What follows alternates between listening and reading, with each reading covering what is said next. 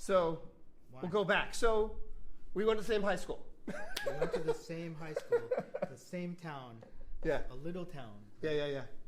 I grew up in the adjacent town of Englewood, New Jersey, Okay. and moved to Tenafly from middle school with my family. Okay. I was born in Tenafly and lived there for a year or two. And then we moved to Leonia. Oh, okay. And I was in Leonia until middle school. So I wasn't in Tenafly until second year of middle school or something. I did Little League in Leonia. Okay. Oh, wow. Okay. Really? Okay. There's this little baseball field in Leonia. And Yeah. I only remember being like Charlie Brown in right field, Are you waiting yeah. for the ball. I was. If I was anywhere, I was in right field too. Yeah. Or on the right bench. Yeah. the worst baseball player. Cheers. Well, now we have a wine talk. We have wine and we can talk. Hey, cheers. Cheers. Welcome. Thank you. Bye. Actually, we don't need to go back because we had this all recorded isolated. Mm-hmm. So we can go back and edit it out and without the noise and everything. Great. Okay. Cool. So we've got this big screen there with all the messages, and we just didn't notice that there was a message coming on. But we'll pay attention to that later. Huh? Wait, should I be looking at the main camera or? This camera is gonna That's my camera? that's your camera, but you can just relax and try some food and wine. This bottle of wine here. I like to have stories around them, but I like a good Pinot Noir. Oh. Okay. And this is a Thomas Fogarty 2023 Monterey County Pinot Noir. Monterey. Oh. Which camera do we want to go with today, guys? Are we gonna go here maybe? Is that too far? No. Where are you gonna go with the camera, guys? For the wine. 4. 4. Camera 4. Camera 4. How's that look? There we go. Okay. Down. Yeah.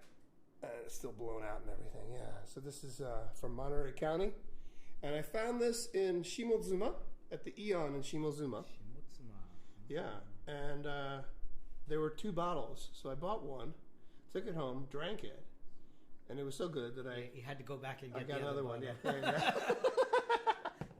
Yeah. This is the last one, right? Yeah, exactly. And then as soon as you go home, they take another one out. Yeah. Story of my life, right? Wow. Okay. See, so, thank you. Wow. Yeah, I'm confused. Yeah. So you were in Englewood. I was in Englewood. I grew up in Englewood. Went to Quarles School, one of the public schools. And my mother was teaching at Elizabeth Morrow School, a fancy private school. Yeah. And my education was, I was enjoying it, but some of the teachers were kind of flaky. Oh, really? My mother took me out of that school, put me in Elizabeth Morrow for just 1 year, sixth grade. Yeah, that was a famous school, actually, yeah. It was started by Anne Morrow Lindberg of the Lindberg family fame. Okay. And very wealthy family, very wealthy school, beautiful kind of campus, and it changed my life actually in 6th grade. I think just to be surrounded by people who were academically focused, dressed in ties and learning about manners and all that stuff. It wasn't something that I felt natural in, but it stimulated me, and the teaching stimulated me a lot. Interesting. Yeah. Oh, I mean, because I think just my sense, just Leonia and Tenafly, and Englewood and Tenafly, the public schools, I think, are very, very different. Very different. Yeah. Very different. I mean, Leonia was tough. That was like fights after school. A tough neighborhood. So was Englewood. Yeah. Very really tough. Yeah. Englewood has like this hill, right?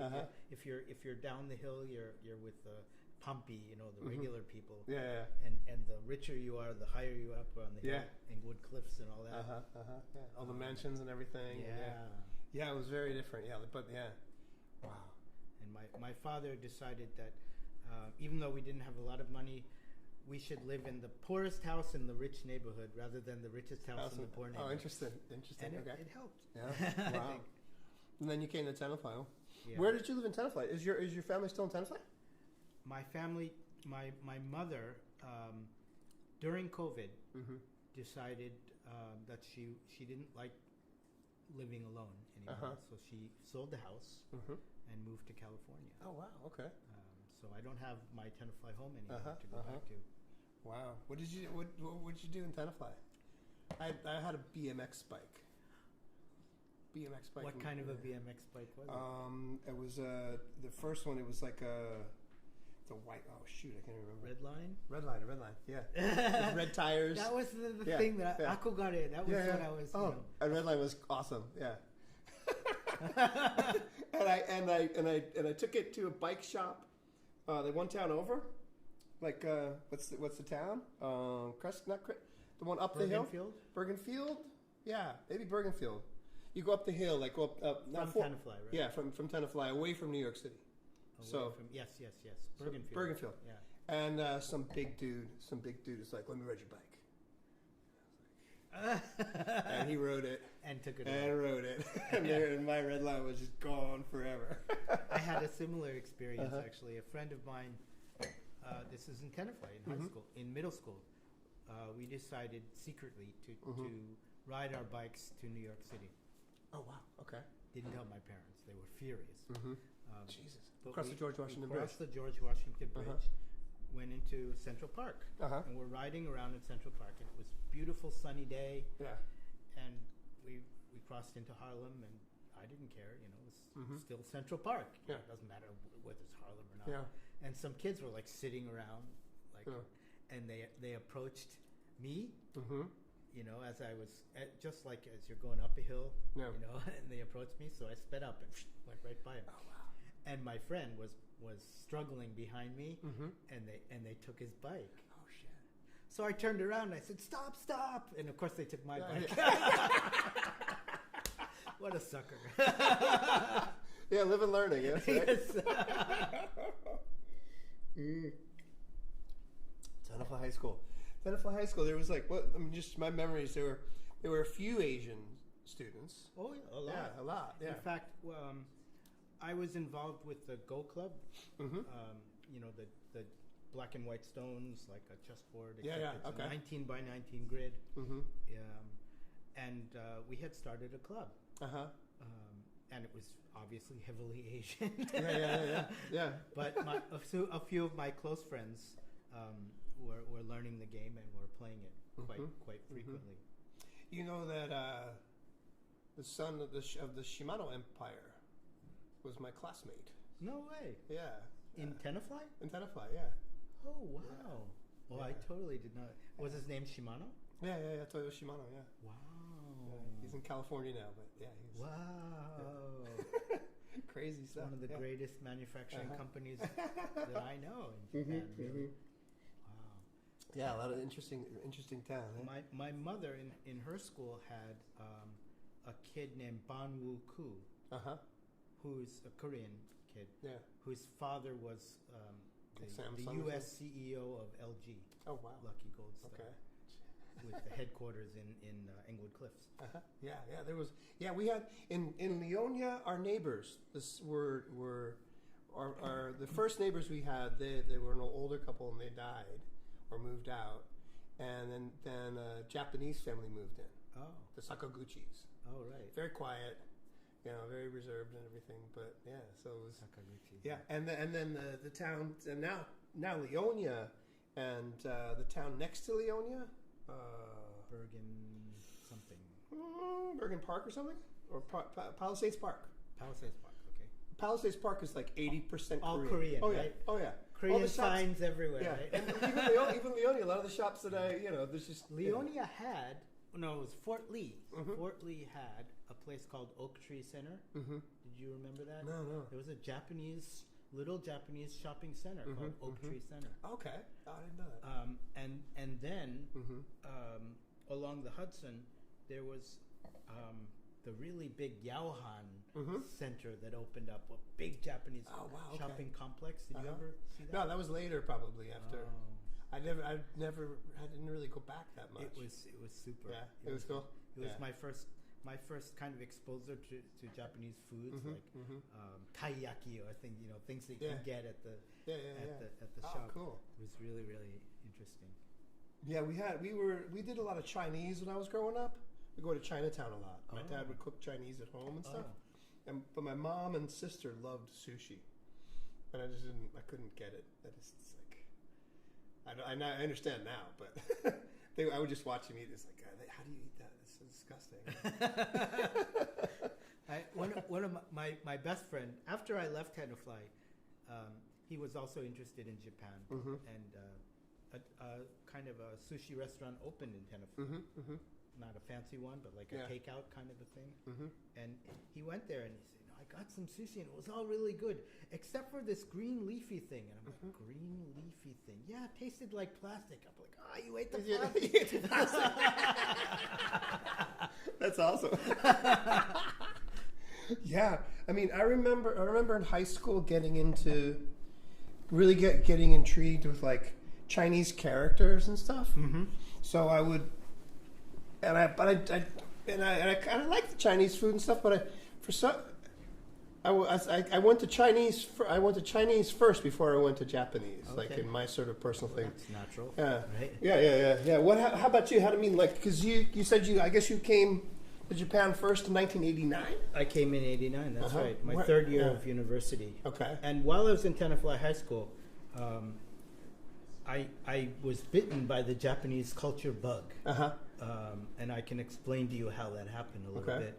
But there was this primitive database that the high school had, so when choosing like which universities you want to apply to, I put in 2 keywords, physics and Japanese. Oh, really? So what universities in the U.S. had physics and Japanese? And like this very short list popped out. Okay. At the time. It was Berkeley, Harvard, University of Chicago, Michigan, I think, and McAllister. Okay. And I was like, all right, Harvard. Let's go to Harvard. Forget it. And I was debating about Chicago, and I went to visit Chicago, and it was like cold, gray, windy. It's great in the summer. Drab. I was like, no, forget it. But I ended up in Minnesota. Okay. Anyway. It's cold, too. Cold, yes. But not quite as drab, I thought. Yeah. And that turned out to be a really great experience for me. But great cheese. And a good Japanese program. But in high school, to go back to the question, how did I become interested in Japanese? You can imagine a high school student sitting in French class, bored to heck. Yeah. Really, it was my fault, I suppose, but I was not interested in the textbook. I had taken AP French, and I could, speak a few words. I had gone on a bike trip to Montreal, and that sort of stimulated my interest in French a little bit later. But I got bitten by the Japanese bug, and one of the things that caught me was Japanese television, because at the time, all of these Japanese had come over, shukko, right, to work in New York City. And many were living in New Jersey and commuting, right? Actually, my neighbor on Mount Tsukuba, he's in his 80s now. He lived and worked in New Jersey. Okay. In like the 70s or 80s or something, right? And he said they couldn't go out. They couldn't go out for dinner or anything because it was so dangerous and stuff. So but I guess a lot of people came and worked and a lot of the manufacturing and like high tech companies have their U.S. headquarters. Like Panasonic has its U.S. headquarters or at least one of them in New Jersey now. But there were a lot of people who were there. It was the economic bubble, for Japan. Right before they were ready to buy Rockefeller Center, and they were beaming over Japanese television shows on the UHF stations. Oh, really? So it was free. Before the satellite TV caught on, I think. And I was watching these TV shows, and I don't know why. We had a basement in my house, so I would just like camp out in the basement and turn on the UHF stations. Oh, wow. And one of the stations that I and everybody loved was, I think it was called U68. Do you know that one? No. It was the precursor to MTV. Okay. It was showing all these music videos. Uh-huh. And that was how I think I got turned on to the U stations. Wow. That's UHF wild. it's higher frequency. Yeah, I remember UHF channels. Yeah, yeah. So what it means is it's more for local broadcasts. You can't go as far. Yeah. You're lower power. Cool. And anyway, so I was watching these TV shows, and I swear I could not understand what the heck was going on in some of these TV shows. But they were Japanese. Yeah. Japanese. Okay. Yeah. I mean, first of all, I didn't understand. There were no subtitles, and I didn't understand the language. But it was just so different and so fascinating to me. And it'd be like, you imagine like there's this romantic drama, you know, where let's say the young woman is in her apartment in Tokyo in the kitchen, you know, and she's sitting there drinking her wine or whatever. And her romantic interest boyfriend comes into the room, and they sort of exchange glances for like 10 seconds, and nothing is said. And then he leaves the room, and you're like, hey, what just happened? No words exchanged, no explanation. If you're Japanese, you'd be like, oh yeah, I know. Yeah, it's like the Yakuza, like the old Yakuza films and stuff. It's just like, yeah, right. You know? It's like, okay, what's happening? All this communication is going on, and if you don't know the culture, you're out of luck. And I was fascinated by that. And I was fascinated by the game of Go. Yeah, And I became interested in Japanese culture to such a degree that I got interested in Kendo through my friends. And so there was in New Jersey, in Englewood, they had this Kendo dojo set up. Okay. It was in the gymnasium of Dwight Englewood School, actually.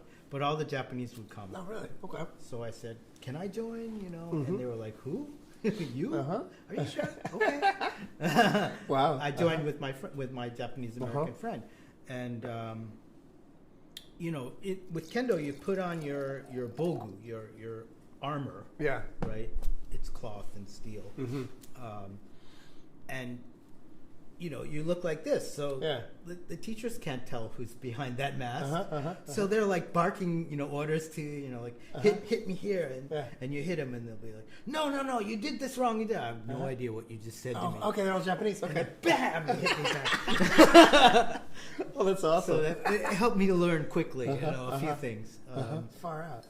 But I sort of dove into Japanese culture in this completely irrational way. That's wild, yeah. Because I had very little exposure to any, you know, just very little exposure to anything Japanese.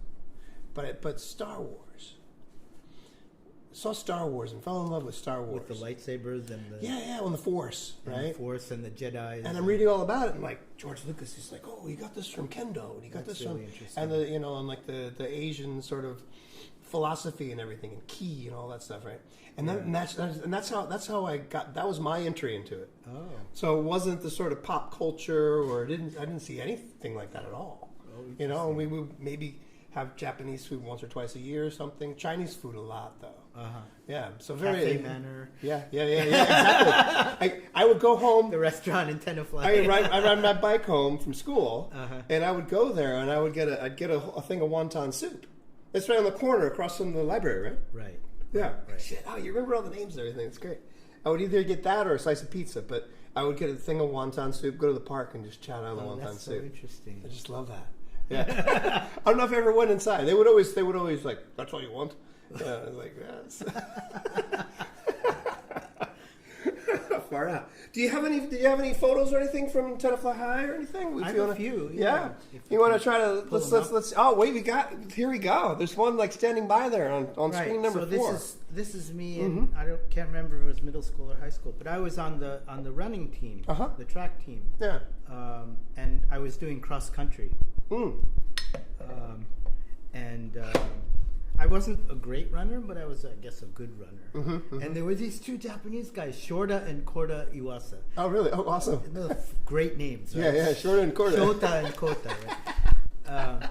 And they were champions. They were just awesome. And I was this little scrawny kid. Oh wow! Came up third from the left on the bottom. Oh, there you go. Yeah. But we had Coach Waterman, Coach McGlincy, were there, and they would, we'd have practice every day, and it was something to do after school. Oh yeah, there you go, crossing the finish line. And that was one of my earliest races. I had this cap with Pegasus wings. Or That's something. awesome. That's so cool. It's so funny. That is so cool. This is like my earliest memory of running in a race. This is cross country, not like a dash or something. That's cross country. This is probably like a fun run or something. Before the days of cross country. Awesome, and the Tenafly the jacket, right? Yeah. Awesome. So I became enamored, but with running and cross country especially because it's kind of off road. I like the off road experience of running in nature and there's a little bit of an element of surprise where you can pass people or be passed by people. Are you a hash harrier as well, or a what? A hash harrier? What's that? Hash house harriers? No. They're runners with a drinking problem. What? Oh no, drinkers with a running problem? Drinkers with a running problem. Yeah. So they go. You never heard about this? Oh, never heard about because that cross country. It's like I first did it in Taiwan, in the mountains of Taiwan, and you get drunk.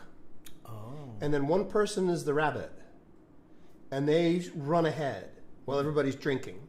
And the rabbit is not drinking? And the rabbit's drinking too, of course. The rabbit's drinking too? Oh, yeah. You can't. If you're not drinking, you can't run, right? Oh, okay. Well, all right. It's like we don't have wine, we can't talk, so. All right. Yeah.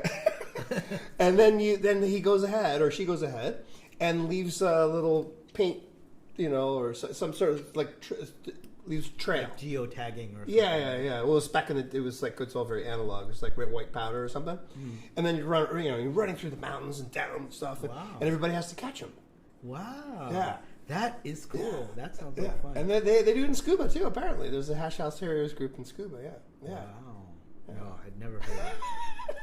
I was a serious runner. I know, and yeah. a kid. Far out. Okay. So, let me talk about the food a little bit. All right. Are we ready for all this? So, I've been eating the wrong cheese. Oh. Okay, so we've got 2 cheese plates. One is cheese for red wine. Okay. And the other one is cheese for sake, for Japanese rice wine. Oh, okay. Right? Which I have brought. Yeah. Yes, which we have brought. So maybe we need to prepare that too as well. Sounds good. Do you want? Okay. Let me do the food, and then we'll let you explain this. And then, so that's gonna. I was eating the wrong cheese. It tasted good though. I don't think they mind.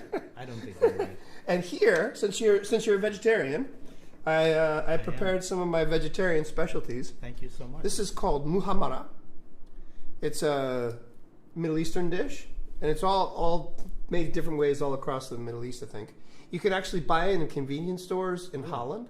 Oh. Crazy, right? It's paprika, onions, tomatoes, lots of spices, cumin and coriander, and some garlic. Oh. And then this is kichari. Kichari. Which is, it's dal. Dal, okay. Dal and basmati rice. With various spices as well. Yeah. So that's Indian. Yeah, this is Indian. This is what when Indian children get sick. When anybody in India gets sick, I think they just eat this. And you can right hand. Yeah, and you can mix this with the kichari, or you can also put it on the bread. It's good. All right. And then you want to have some too. Thank you. Yeah. Yeah, I made a little plate for you. Definitely going to try this. Okay. Yeah, this is actually quite good. I just came back from a business trip to Israel. And the food there is so good. Are you crazy? I love it. Very nice. Oh, wow.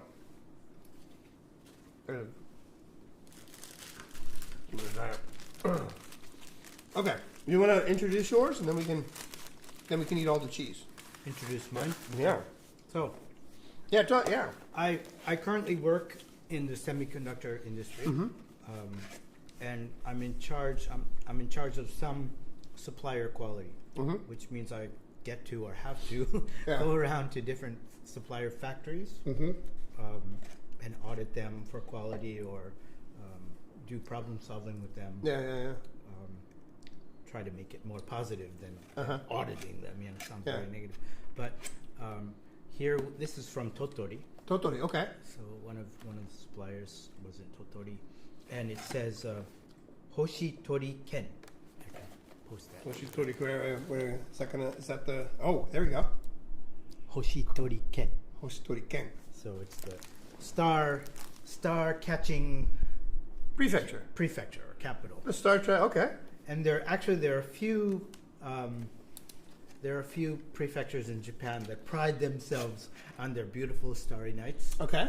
Probably the most famous is Nagano. Nagano, okay. Mm-hmm. Well, you know about the star. There's like the Star Belt or something in Okinawa, where the islands southwest of the main island. Mm-hmm. They're trying to keep the light emissions down at night. Right. And you can just crazy stars there too, yeah. But Nagano's high and clear. In Nagano, because of the high altitude and the clear night, and they do the same. So there are certain towns where they require all the lights to be a certain type of lights, so they can't be too bright. Yeah, they could be like sodium lights, I guess, and they have to be face down, pointed down, and not too high in the sky. So it won't ruin the night view. New Mexico, I think, does that. New Mexico is night sky in New That's Mexico right. is great. That's right. Yeah. Oh my God. Yeah. Oh my God. Crazy. New Mexico, and I lived in El Paso, Texas. Okay. For a couple of years, and man, crazy. That night sky and that view. You can't make out the constellations. I mean, there's so many stars. There are too mmany stars. Right? Exactly. Like my mom's in Colorado. My mom's used to live in Crestone, Colorado, and the nights were it was almost white. Like the whole sky is just white. It's nighttime. It's really amazing. Yeah. Yeah, it's very cool. You don't really hear. All you get is the constellations. Pretty much. Yeah. Pretty much. Yeah. Wow. So this is the special. So this is from Totori. What are adjoining prefectures to that?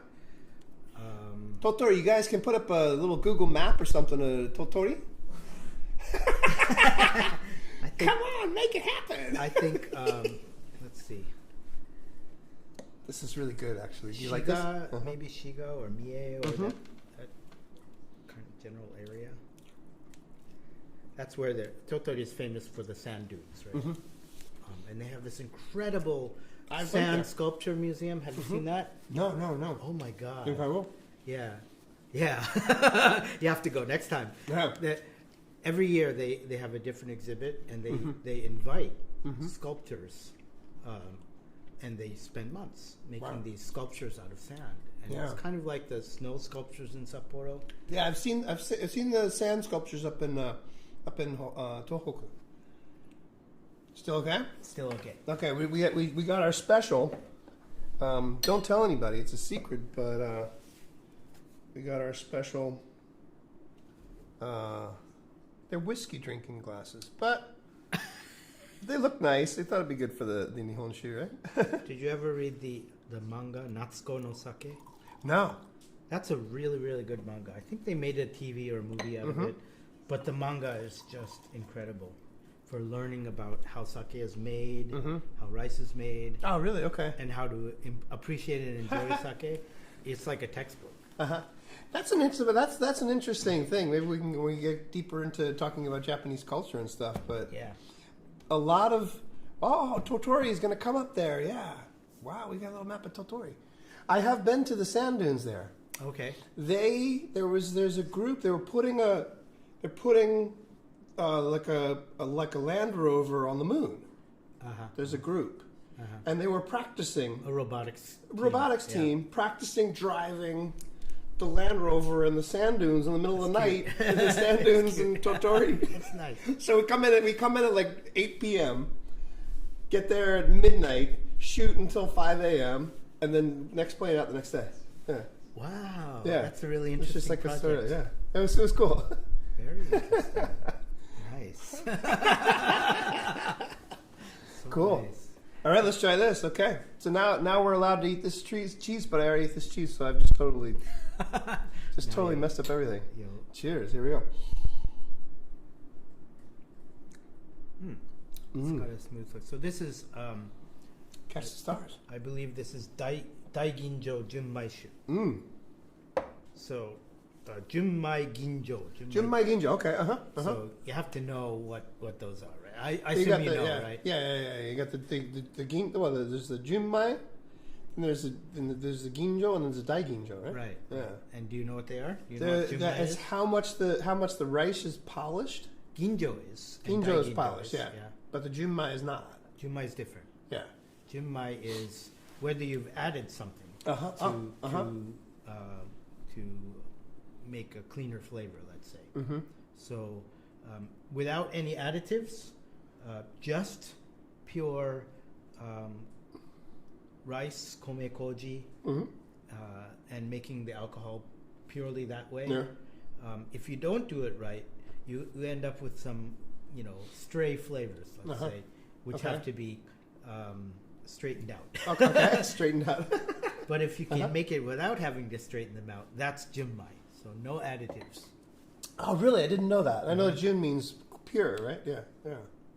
So that's really the thing to look for. The Ginjo and the Daiginjo, those are nice. It's like yeah. They're really smooth. You took the central core flavor and you discarded 60% of the rice and took just the core.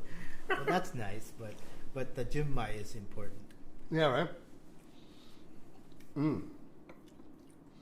Wow, that's good. It's that is not cheese. That's nuts, maybe. Yeah, it's a macadamia nut, I think. Yeah, these are macadamia. It's good. But it goes good with the Junmai. Very good. Totally lost our feed there. These are new TVs, so they turn off whenever they want to. Oh, power saving feature? I guess so, yeah. And if you're not, I don't know, I mean, we were watching something. Hey, you look good, man. Thank you. But the time lag is kind of off. It's a little weird, right? Yeah. Do you guys have something cool to show? We're okay. Let's see some more photos. Maybe. Yeah. What do you? So there's we've gone through everything from Tenafly. Let's move into. So you're just watching lots of Japanese content on TV. Decided I wanted to study. And then went to school and studied physics and Japanese. Japanese, yeah. And some French too. And some French. Okay. Just because you had. And I gave up running because running in college is different from running in high school. Those guys are serious, My friend's son got a scholarship for running, actually cross country. Really? Oh, he's fast. Those people are fast. Like 5K, they can do in like 14 minutes. Insane. It's insane. Like, what? What? I could do 1K in that speed. What we got here? This is some studying stuff? So, this is, I mentioned that I was interested in Go, and I had, with my friends, started a Go club. And we're playing at home every weekend. We were going into New York to the Go club there. And Go had a very strong Asian following, but also an interesting eclectic following of mathematicians and gamers. And so we went out, this is in Berkeley, to the U.S. national tournament. Not to compete on a serious level, just to play. And some of the people there were very serious players, including there was a Korean professional player named Janice Kim, who was teaching. And I actually had to catch a flight to go back to New Jersey, and I had to leave before I finished my last match. So Are I you just serious? took a picture. It was a really good match, actually. So the point of this game is capturing territory. You're either black or white. You place one stone at a time. You can put it anywhere, almost anywhere. And every cross section is 1 point. Right? Every cross section meaning So we actually think of it like breathing lines, oxygen breathing lines, right? So how many of those X crosses can you surround for your territory? But the pieces that you're placing also have to be kept alive. Okay.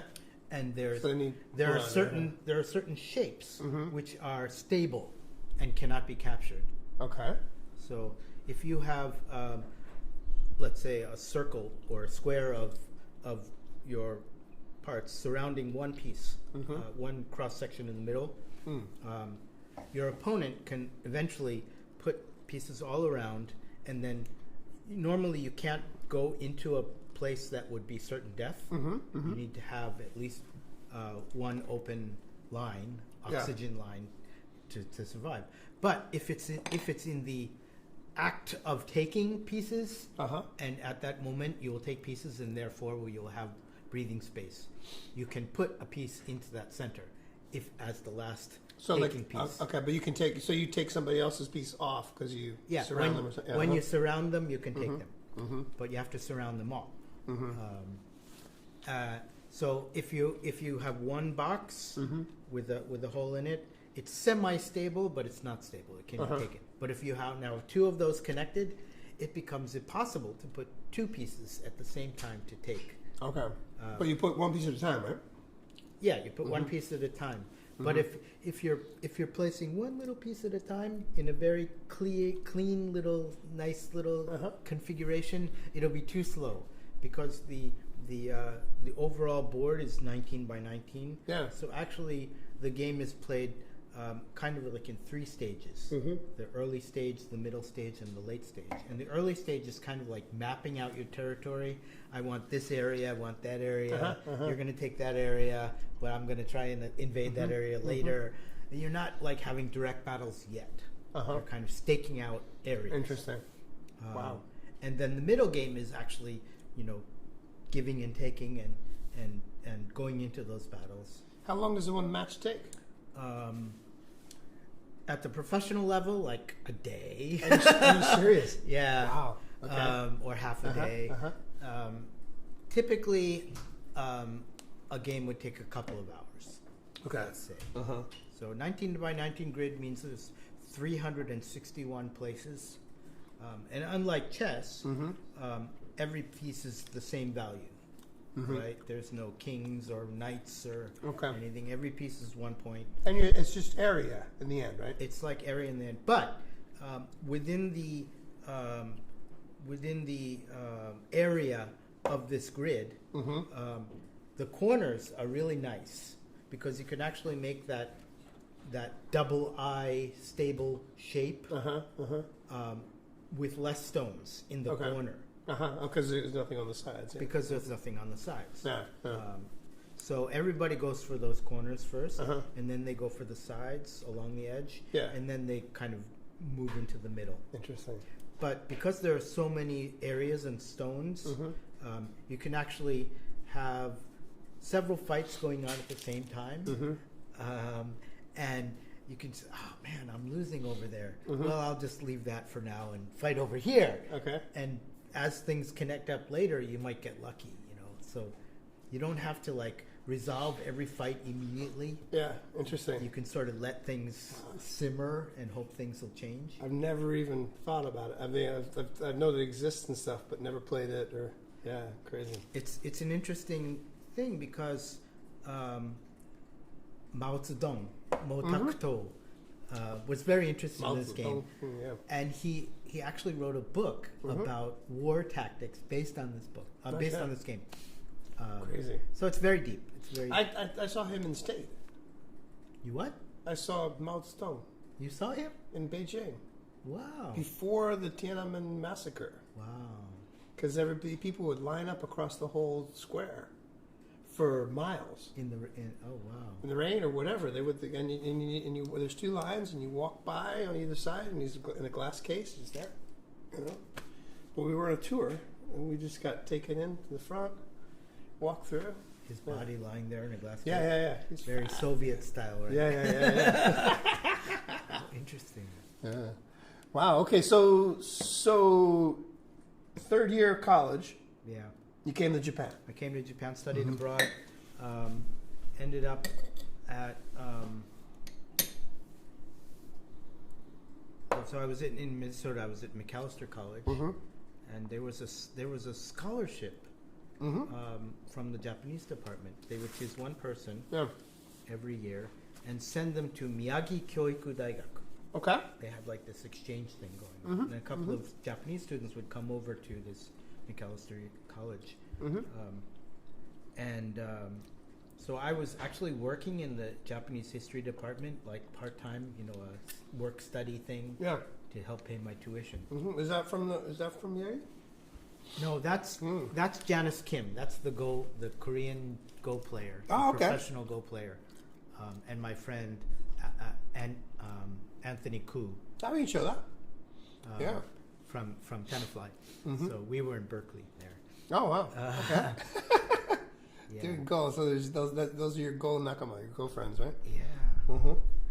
It was just really, and before I move back to this topic, on the topic of Go, at the New York Go Club, which is really an interesting place. Yeah. One of the guys who was a fixture there was Jordan Mechner. Jordan Mechner, he became infatuated by the game, and rapidly increased his rank. They have Dan, Q, and Dan, just like they have in martial arts. And he was in a year or two he was rising. Oh really? Within the U.S. And he was a game designer, actually, and he's the guy who designed some really famous games like Karateka and Prince of Persia. I don't know all these computer games. Wow. He was like a super genius anyway, but it was just crazy interesting to be surrounded by so many interesting people. Right? You've been lucky in that sense. Wow. Yeah. Okay, so you came, and Miyagi, like in Miyagi Prefecture? So I didn't get to go to Miyagi Kyoiku Daigaku. Oh, okay. I thought I would be chosen. I thought it would be the one, right? And I wasn't. And it was very disappointing. But I think my professor knew me and knew what would be best for me. It wasn't a scholarship, but he recommended for me to go to ICU, which is International Christian University in Tokyo, which is a very interesting school. I don't know if you know about ICU. So it was started after the war by Christian missionaries, I guess. But it's not a really heavily... There's a number of Christian schools in Tokyo, like Jochi and... Right, yeah. Jochi is Christian founded, but not like super religious. Yeah, they have a church. Right, they have a church, and I think if you're a 4-year student, you have to take one class in Christianity or something. Actually, Aika went to Rikkyo, right? It's Christian, right, Aika? Rikkyo? Oh, okay. Rikkyo, yeah, that's sort of Christian base, yeah. Wow. There's a church there, too. Yeah. So, I'm not Christian, but... No.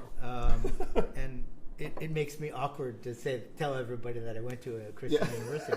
But it was a good school. And very unique in the way that it's very international. So they had, unlike Jochi, Sophia University, where they have separate campuses for foreign students and Japanese students, everyone was together in this mishmash of students, and some of them were pure Japanese, never been abroad. Yeah. Some of them were kikoku shijo, Japanese who had lived abroad and were coming back. And some were half Japanese and or double or whatever you want to call them. Triple. And some of us were foreigners, So we had these funny names for you. If you're pure Japanese, you're Junjapa. Okay, Junjapa. Okay. Right? And if you're half Japanese, you're Hanjapa. Hanjapa, okay. And if you're Kikoku Shijo, you're Henjapa. Henjapa, okay, that makes sense, yeah. Weird. And we were Non-Japa for foreigners. Non-Japa. But I spent a year on that program. It was really good. It was great for me. Yeah. I joined the archery club. I had really been interested in Japanese archery. But they had a Western archery club, so I did that. And I would hang out with these kids, and we were getting along. It was great, but I had no idea what they were saying most of the time.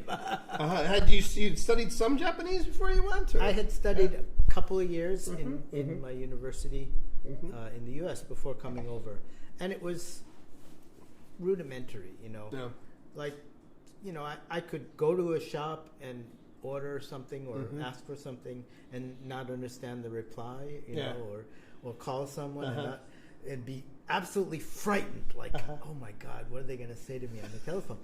Right? Yeah. Telephones still scare me. Yeah, I was very shy at the time. So, yeah, but I was there for a year, studied Japanese intensively, studied in this intensive Japanese class, essentially. I had started taking some Japanese and also some physics, and was struggling in the Japanese physics, and just decided, all right, screw this, we'll just do the Japanese intensive. So I switched into the intensive program, and it was amazing. It was all Japanese, all the time, every day. And I was absorbing it like a sponge. I still remember some of the lessons. They were so good. Oh, really? And that was 1989. That was, let me see. Yeah, that was 1989 to 90, yes. Okay, yeah, because I arrived in Japan in March of 1990. The same time. Yeah. I was another coincidence. Yeah. And how was it that you came to Japan? It's a long sort of circuitous story, but I did something called Semester at Sea. Oh. And we left from Seattle, Tokyo, Korea, Taiwan, Hong Kong, went up to Beijing, saw the Great Wall, Sri Lanka, India, Egypt, Turkey, Greece, Spain, came back. Wow. Sekai Ishi. Yeah. And when we came to Japan, we came into Kobe, and then ended up in a tiny little town north of Kyoto, on Lake Biwa. Oh. And we're camping in September. You don't camp in September, right? You used to, right? In those days. So we went to the Kyoto, tourism place, and we want to go camping. Well, if it were summertime, you could camp, but there's no camping in September. We're like, okay, where is it? So we went, and there was they had campgrounds, but there was nobody there. So we just set up a tent on Lake Biwa, and we went to a local shop, and they took us into their house. Oh, nice! It was like 6 of us, 6 great dirty college students, and they put us up for a couple of nights. Oh, and that's so nice. Yeah, so that was my first experience of Japan, and it just stuck with me. It was just amazing. Japan your last stop, or our first stop? Your first stop. Oh, right. Yeah, I mean, I've been to Canada, I've been to Europe when I was little, and I've been to Mexico. First time to Asia, and it was like 2 weeks on a ship, and then we arrive, and then suddenly you're in Japan, and it's like the economic boom, right? And it's beautiful, and you can drink the water. Yeah, right. Yeah. No Montezuma's. And people are bringing it into their house, and it's like the family with 3 generations all in the same house. And little Kana-chan, who's crawling across the. Yeah. It's Tommy mats, and we're like, and we're just like, wow, because for us, we're like Americans coming to Japan for the first time. It's like World War II, atomic bombs, right. You must hate us, right? Right, and it's like, and then my friend Joe looks down at Kana. It's like, wow, if we knew Kana, we couldn't have dropped that bomb, could we? But that just being welcomed, so much, and just the food was great, and it was so beautiful and everything. And then I eventually came back. Yeah. But ended up going to Taiwan first and studying Chinese, playing music. So I came back. I was a junior in college, and I dropped out of college. Oh. Yeah. And then worked at a pizzeria, and then did a summer program in Taiwan studying Chinese, and then stayed and then was in and out of Taiwan for a while, and then finally graduated in '89, and then went back to Taiwan, and then found some cool Japanese music and came back. So I heard Nagabuchi Tsuyoshi. Oh, okay. Kanpai and stuff was popular at the time, and I was like, okay, I'm gonna teach myself Japanese by singing Japanese songs. Oh. So I didn't, and I've never had a Japanese class. I've never actually studied Japanese officially. You learned from songs. Yeah. Yeah, That's and really and drinking with people. Yeah, and the wine talks. Oh, beer talks actually in the 90s, right? Interesting. I became interested in the kanji, Me too. Yeah. From the very beginning, I didn't even want to speak as much as I wanted to know all the kanji. Oh, it's just so intriguing, right? It's like that. Yeah, that this has a meaning, and and all the you wanna be, because you can like this means person or whatever, and this and some of them there's explanations for, like east is like the sun. There's a tree in front of the sun or whatever, and that's the higashi or whatever. But not all of them, Yeah. But those always got me, right. Some of those are pretty dodgy explanations. Yeah, right. But it's fun, right? Totally. Yeah. Okay, so kanji drew me in first too. Yeah, for sure. Yeah, the Japanese Chinese characters. Yeah. Wow.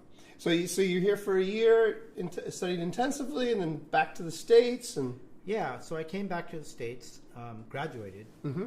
While I was at Macalester, I helped to found a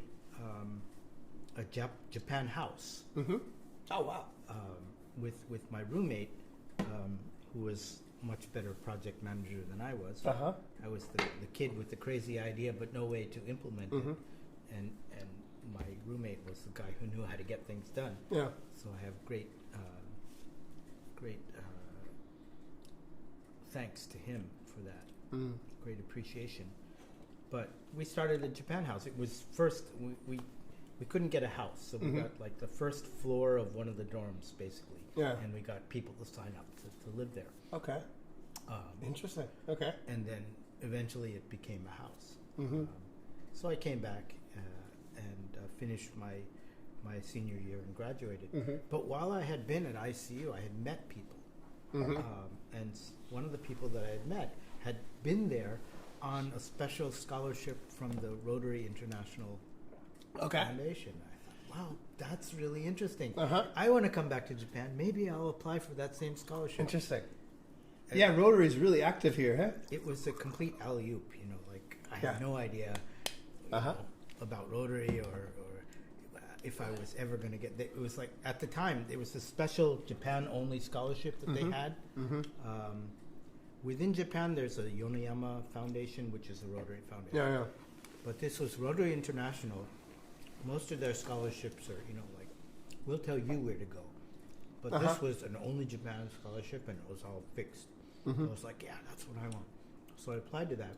And they're like, okay, send us this form. So I sent them the form. Like, okay, now you need to get the sponsorship from your local Rotary club. So I went to my local Rotary club, like, these guys are going to not sponsor me. Like, what do they care? But I went there, and they're like, oh, wow, there's a Japan scholarship? Wow, I didn't know about that. Awesome. So they're all for me, And this is in New Jersey? Or? In Tenafly, New Jersey. All right. And then they're like, okay, you have to go to the district level, and then the state level. And every level, they're like, wow, we didn't even know there was Japanese. Oh, that's crazy. We're totally for you. And it was like this, the wind at my back, really. And finally, they were choosing 14 people or 15 people from around the world. So it was like, there's no way I'm going to get this scholarship. Yeah. But somehow it was like a miracle. Like, wow, okay. So I got it. I came back to ICU because of that for 9 more months. Okay. And then the idea was that you go to another university for the next year and do a research project. Okay. And so I had submitted my proposal in my application that I wanted to study alternative energy sources. And I was thinking wind and geothermal. Japan is very famous for geothermal. Yeah. And funny thing though, they had said, okay, nobody gets to go to Tokyo University because everybody wants to go to Tokyo University. Okay. Like, we'll tell you where you're going to go. So they were like, okay, Brian, you go to Kyushu University, which is a very, reputable, good school.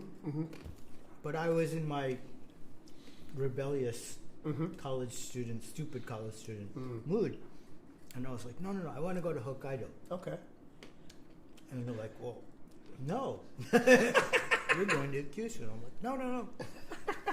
So I actually got on the phone, payphone, and started cold calling professors from the list. In Japanese? Yeah. Yeah, okay. And the first guy I called, physics professor, was dead. Sorry, can't come to the phone right now. But the second guy I connected, he was like, okay. So I got him to sponsor me. Oh, wow. Okay. And then I got Rotary like, all right, whatever. You got a sponsor. Okay, you can go there. So I ended up going to Hokkaido University. Oh, wow. Far out. And while I was there, thinking about studying alternative energy sources, like, well, we've got a really good nuclear energy program. Why don't you join that? I'm like, wow, nuclear energy. Okay. Yeah. Well, I saw that it was like nuclear. It's very mainstream here in Japan, right? So, yeah. So I said, yeah, why not? So I did that, and it turned out to be fascinating. Yeah. Wow. The field is so broad because you have to know statistics, you have to know radiation, you have to know chemistry, you have to know metallurgy. Yeah. So many different topics that you have to know, and safety. And I was very interested in this concept of nuclear power and safety. And that's what I ended up doing. And then I decided, okay, after a year, this is a waste. I don't want to go home yet. So I applied for graduate school and ended up in the master's program. Stayed a total of 3 years in Hokkaido. Cool. Okay. That's where I met my wife, by the way. Okay. Oh, yeah, we got some more pictures, right? We can maybe go through some pictures as we get into the deeper Japan experience. So that's.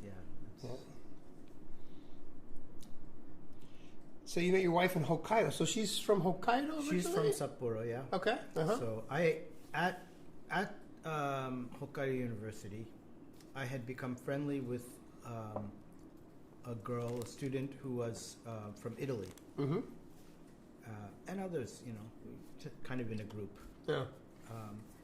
And she introduced me to this really nice Italian restaurant in Sapporo. Okay. Quite kind of fancy restaurant, and a crazy Japanese chef and his wife, and the guy had studied in Italy for 5 years. And so it was, honkaku-teki. It was very authentic. And he was a really nice guy and interesting. And they would meet. So my friend, the Italian student, would go there like once a week or once a month to kind of lead an Italian language seminar for the clientele who are interested in not only the cooking but also the language and culture of it. And so I joined that a couple of times with her, and that's where I met my wife. She was there, and so she had. I had been after being there in the seminar a couple of times. I said, to the guy, I'm really interested in learning about cooking from you, and he said, well, why don't you come and work for me? Oh, okay. And I said, well, I'm on a scholarship, so I can't accept any money. I'm a nuclear physicist, but you're not allowed to cook. You're not allowed to have any extra income on a scholarship. So I said, I'll do it for free. You teach me cooking, and I'll cool. work. So I would work there on evenings. Sometimes had to pretend that I was Italian. Oh, really? Okay. I mean, I would explain I'm not Italian, but they're like, no. I don't speak to me Italian. It's very funny. But it was fun. My wife would hang out there, and that's where I met her. Oh, cool. It was interesting connection there. Yeah. Well, I mean, the Hokkaido people are different. I mean, every prefecture you go to, you've got sort of prefecture mystique or whatever, or the dialect or whatever. But there's something about I mean, they're tougher, right? It's maybe cold. the women are. It's tougher. so cold, they're tougher, and they're a little bit raunchier, and. Well, it's very much, if you go there as an American, I think you'll immediately recognize it's kind of like the Wild West or the wilderness. Yeah. Beyond the Adirondacks, beyond. It's Midwest feeling essentially. A lot more wide open spaces, and not a lot of deep tradition like you would find in Kyoto or Lake Biwa area or something. People, for me, Hokkaido felt more that they needed more time to like get to know you before they would open up to you. It seemed to be a little bit more. Other places they're more like Osaka. They're like on top of you from the first time they lay their eyes on you or whatever. Osaka's a little that's true. And Tokyo's Tokyo, But the Hokkaido just seemed to. It was like you kind of like. My sense was like the farther you get. My theory is exponentially. The farther you get away from Tokyo, the nicer people get. As you go away. But then you get there, and then you're in Hokkaido, and it kind of goes down a bit. A little bit more subdued, a little bit less interested in other people or whatever. I don't know. Maybe. Yeah, it was kind of an interesting thing. I mean, it's because of the snow and you have to be a little bit more protective or something. I don't know. Maybe. I mean, I never spent a lot of time there. I was there as a student, so it's a little bit different feeling, I think. And I had Rotary connections as well, which helped me a lot. Yeah. But people in Hokkaido have come from all over. The pioneers essentially have less than a century or maybe a century and a half there, and very kind of open and accepting of different cultures. Yeah. Maybe with the exception of Russian culture, which is kind of a clash. Yeah, for sure. But I had a wonderful time there, and I'll tell you, and maybe you also have a similar experience, that when I first arrived in Japan in 1989, foreigners were treated very differently. I mean, like, you couldn't find an apartment anywhere. You had to be in this specific neighborhood if you're a foreigner. Yeah. And no one would give you a contract unless you had a Japanese who were financially backing you up, something like that. I mean, it's total discrimination. Yeah. Oh, yeah. Yeah. And Hokkaido didn't have that. Oh, really? Interesting. With less, anyway. Interesting. I didn't have, as a student, I didn't have a problem finding an apartment. And I was very thankful. Because when I came in 1990, I was able to get apartments because I got an apartment through my school or through something else, right? I never had a problem getting an apartment, but always heard, oh, you want some food? Oh, we got to get, what do you guys want? We got muhammara and kichari, nuts, cheese. What's the cheese, the nuts? Chips. Stick your hand in there. What do you want? We got to feed our staff, eh? Cheese, the nuts, some good nuts, yeah. That's for red wine. Okay. Do you need some red wine or? Second, you're good. Only one of you is driving, right? Yes. Is one of you drinking? Hey. Undecided. The rice wine is really good. Oh, we gave her the best cheese though. That's all right. Okay. No, it's good. No, she's worth it. She's worth it. Do you need the crackers and stuff? Yeah, for sure. Yeah. So back in the back, Leo and Aika, working hard, slaving behind the machines. Thank you. Yeah.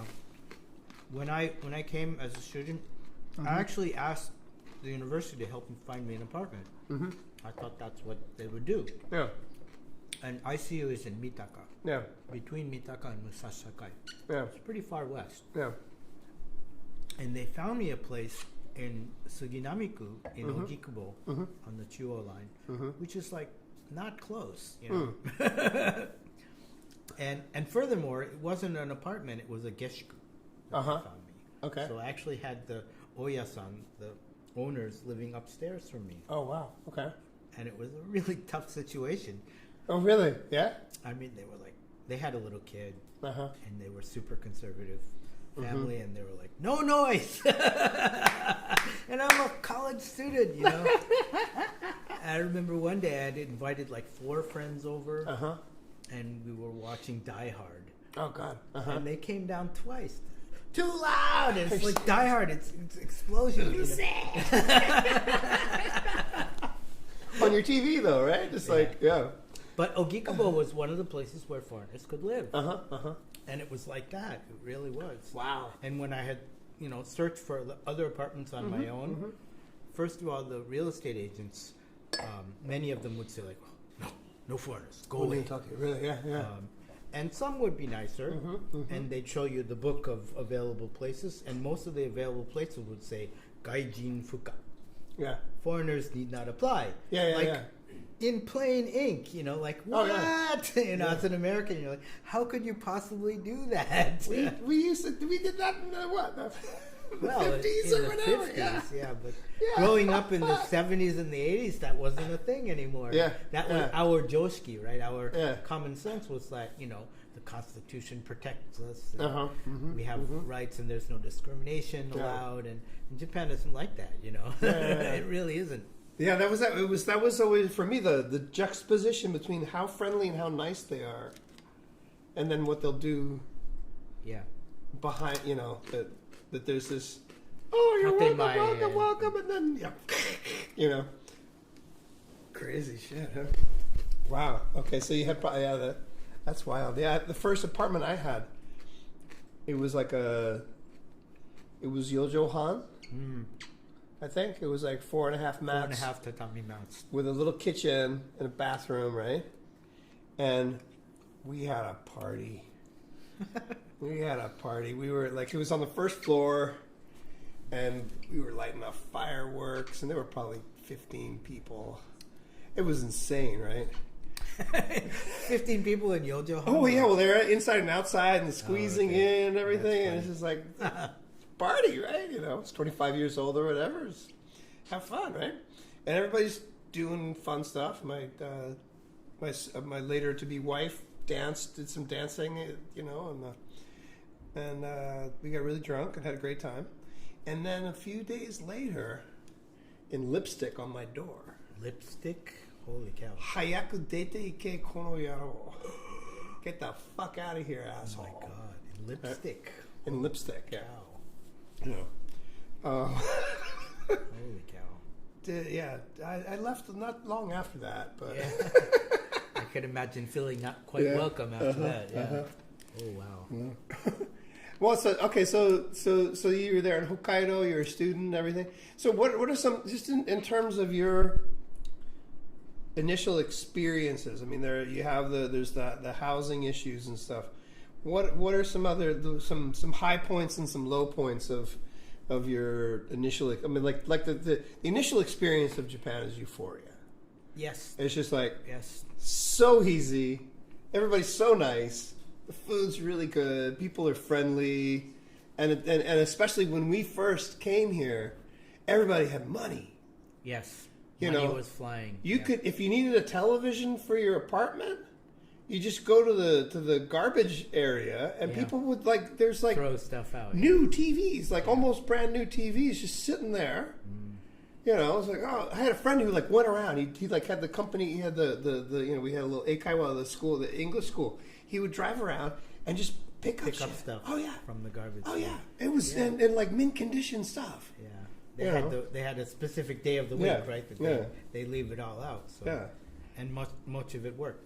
I'm sure I got heaters, fans, washing machines, all that kind of stuff. Somebody gave my friend a motorcycle. Whoa. Just it's generosity and friendliness, and we'll do a switch here. This is for Nihonshu. That's for the sake. This is for the red wine. Okay. Doesn't matter. You're not having either, so... Take some chips. That was good. You enjoyed that, too. These are some special chips. What are those chips? These are jackfruit chips, aren't they? Yeah. Wow. Oh, what do we have? Where's our curl here bag? Yeah, no, where's our bag? Do we have a bag? That's the remaining curls. Oh, there's no bag though, hey? I think I put it in the garbage. Okay, this is special here. Or is our switcher eating or something? So we have curls. Curls are kind of... do we have an equivalent in the United States? Yeah, we do. There's Cheetos. Cheetos. Right? They're like Cheetos. The Japanese version of Cheetos. A little bit lighter, though. Lighter than Cheetos. Yeah. Right? And they're... you can't buy them here. I didn't know that. You didn't know that. But when you go to Osaka, at the station, they like have 20, 30 of them. As omiyage, right? Yeah. And I bought a case and brought them back, right? That's funny. Because they're really good. They are really good. They are really good.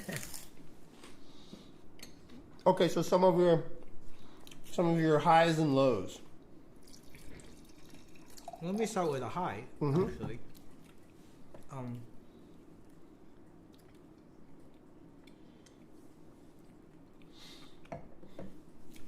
First of all, I was very naive and very young and very shy.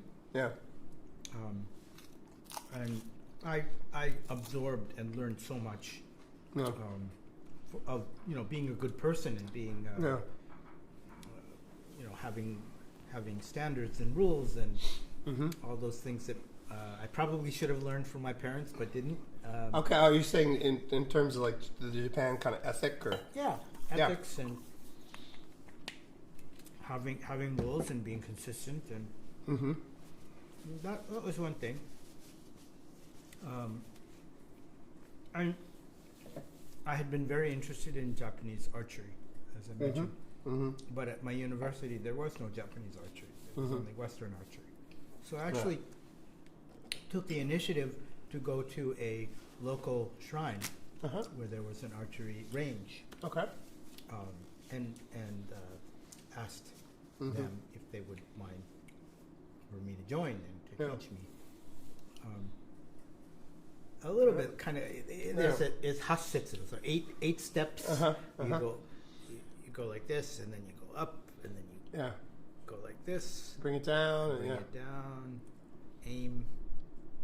Release. Maybe. Yeah. And then you have zanshin, right? You're not allowed to just put it down at the end. Right? You have to follow through with your mind. And I had read this amazing book in English called Zen and the Art of Archery. You know it? I read it too. The German Ergo, right? Yeah. And so, he's talking about breathing and all of these incredible aspects of Japanese archery and its connection to Zen. And I thought, wow, I gotta do that. I gotta do that. Yeah. So I found this teacher at Omiya Hachiman Jingu, our local shrine, and they taught me, every night. I was petrified because I really couldn't understand that well. Yeah. But he was very patient, an older guy in his 80s, was teaching me. They say, Makiwara Sannen, right? You have to be, Makiwara is like this practiced bale of hay, and instead of the actual range, which is like 30 meters away, the bale of hay is like right in front of you, and just like hit the bale of hay, like all day, every day for like 3 years before you actually... like a kid, right? Very much so. Yeah. And I did that for 6 months. And then like at the end of the year, or the beginning of the year, they had a special New Year's kind of party. Yeah. And they put these, literally a target like this size. This size. And covered with gold leaf. In the range. So it's like 30 meters away, something like this. It's a little difficult to hit. Yeah. but having that gold leaf actually helps you to focus. Okay. You see the sparkle a little bit, right? And anyway, it was just a great, an amazing experience to be outside of the university, in the general society, interacting with the people. Learning about Japanese culture and language, and that was just great experience. For sure. I did that. One of my English classes, I would go to Shintone once a week, and they would teach me. Oh, so I did a little bit of it. Yeah. Oh, okay. Yeah. Like, come on, you gotta come. And they tell me about the bombing of the bombing of Tokyo, and all the planes would fly over. Oh. So it's sort of northeast of Tokyo. So the planes would fly over Ibaraki, right, and go into Tokyo. Because so back in those days, people would still talk. There were people that were alive or young during the war, right? Back in the 90s and stuff, right? Don't hear that much anymore. I mean, like on the I used to ride the Joban line, and it's like almost like drunken nights. Yeah. You guys won the war, but the war's not over yet. I was like, okay, dude. Right? You have really great experience with interviewing different people. Oh, yeah. That's great for your documentaries and things. Oh yeah, just drunken people on the train and stuff. But that was my memory of Kyudo or the archery, right? Yeah. Okay, so that's a positive thing, yeah, because that kind of what draws you here, right? The culture, those experiences. And I was interested in Japanese movies a lot. At the time, there weren't many Japanese films that were getting out, even to New York. And I was just, the equivalent of Blockbuster. I was, renting movies all the time, and I even got arrested one night. Are you serious? Yeah, it was very funny. So here's me, like at basically 5 minutes before midnight, realizing that I hadn't returned a video to this video shop, and I had to return it, or there'd be a penalty or whatever.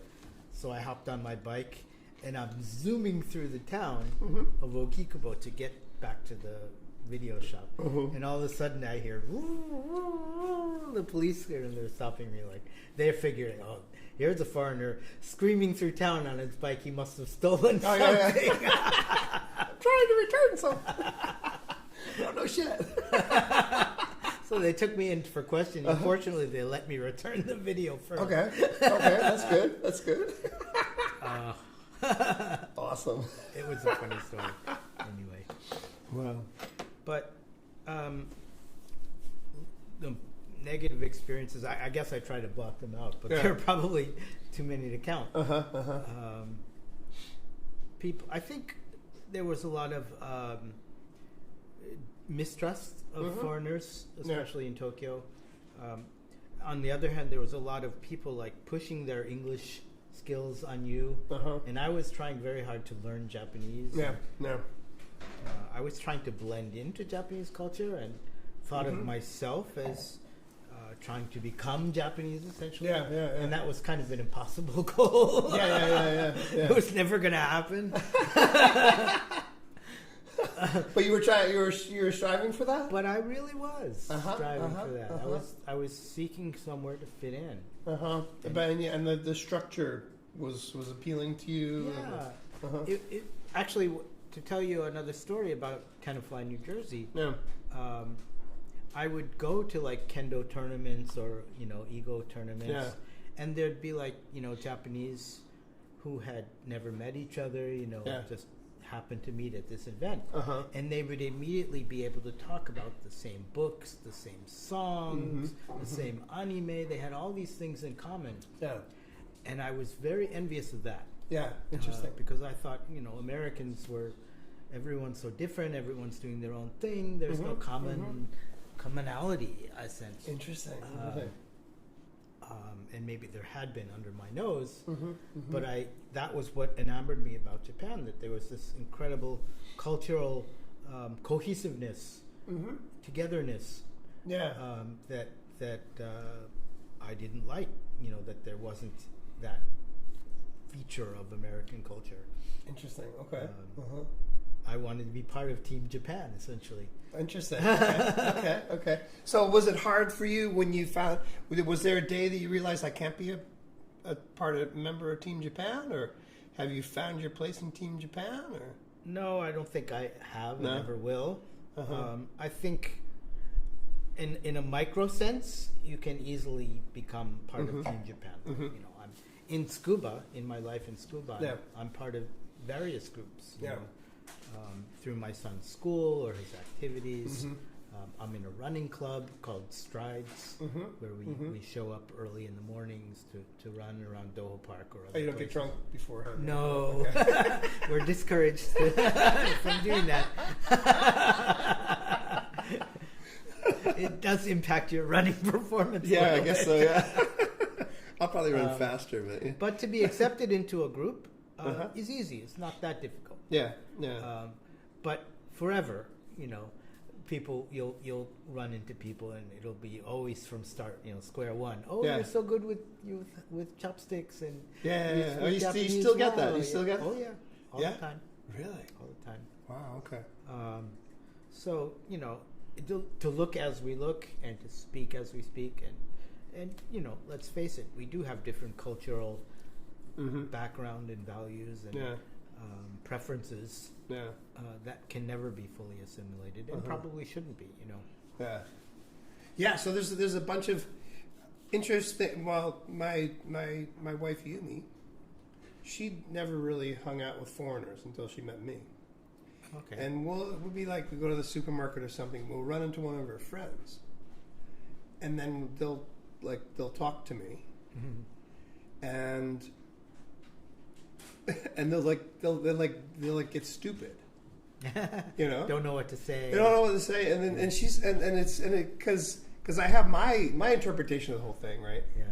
But she's like, why do people say such stupid things when they're talking to you? Like, she knows this person, smart person, and they just get weird. It was really interesting to see it from her eyes. Awkward, right? Feeling awkward about it. Because I try to ignore it or overcome it or go into some other sort of space, right? But where is she from? Oh, she's from Tsukuba. Oh, from Tsukuba. Okay. Yeah. A local scuba girl. Yeah. So. It's so. So you're here, right? You're dug in. Yeah.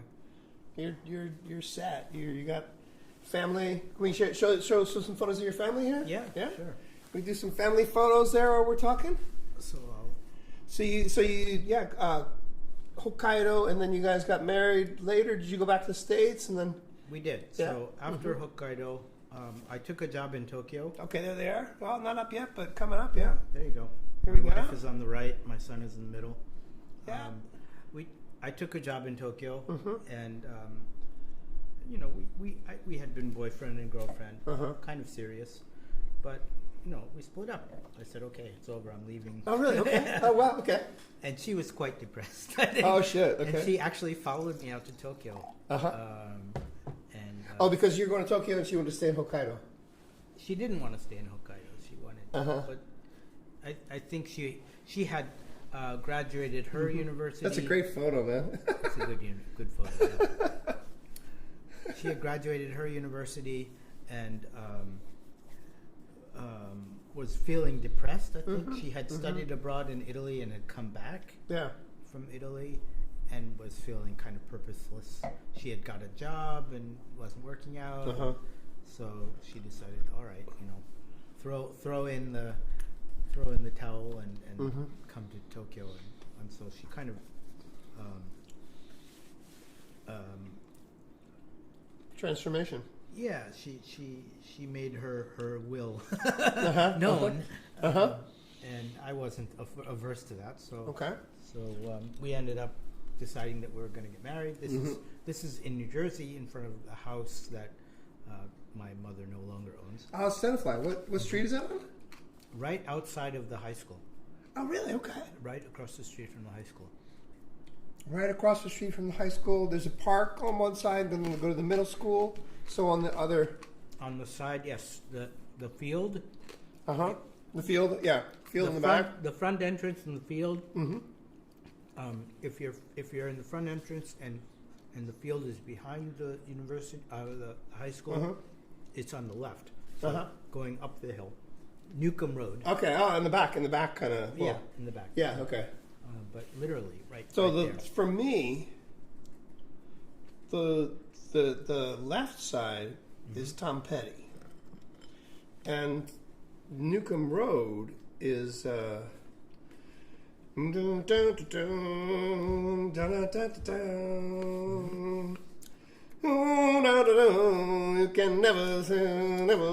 the thing out. What is it? You know, Fleetwood Mac. Fleetwood Mac. Yeah. Okay. Yeah. One side is Tom Petty, the other side Fleetwood Mac. What do you mean? Just my memories of those sides of the school. Like the music that you heard. Yeah, at the like time. Tom Petty. I was like walking. I had my first Walkman, or my friend's Walkman, and Tom Petty song. It breaks when it comes, so down, and it's like Tom Petty. But on the other side, just driving in my Honda. Fleetwood Never, Mac. yeah, Fleetwood Mac. That's really interesting. The Fuse or something, right? Yeah, it's an hour and a half, but we gotta keep talking. Were you guys okay? Yeah, we're getting. Were you into Bon Jovi at all? No, not at all. Okay. I was Springsteen, Bob Dylan. You were Springsteen, okay. Tom Petty, you know. Springsteen was big time. Neil Young. Neil Young. Because I could sing like Neil Young, right? Mm-hmm. So it was like, yeah, Neil Young. Yeah, and some James Taylor. I like James Taylor, of course. For sure. Okay, so Newcomb Road. Okay, yeah. Far out. What was I talking about? Family, right? So, family, yeah. So yeah, I mean, scuba has really helped me to settle down, and to find my niche. I think it's really a superb place for international people to live. I used to live in Tsukuba. So Aika and was Leon born in Tsukuba? They were both born in Tsukuba, but we moved when Aika was in kindergarten, right? It's like second year of kindergarten. We came to Tsukuba for a very specific reason, because I didn't want them going to school in Tsukuba. Really? I love Tsukuba. I prefer the people. I love going drinking in Tsukuba. Oh, okay. Because you can talk to people at the other table.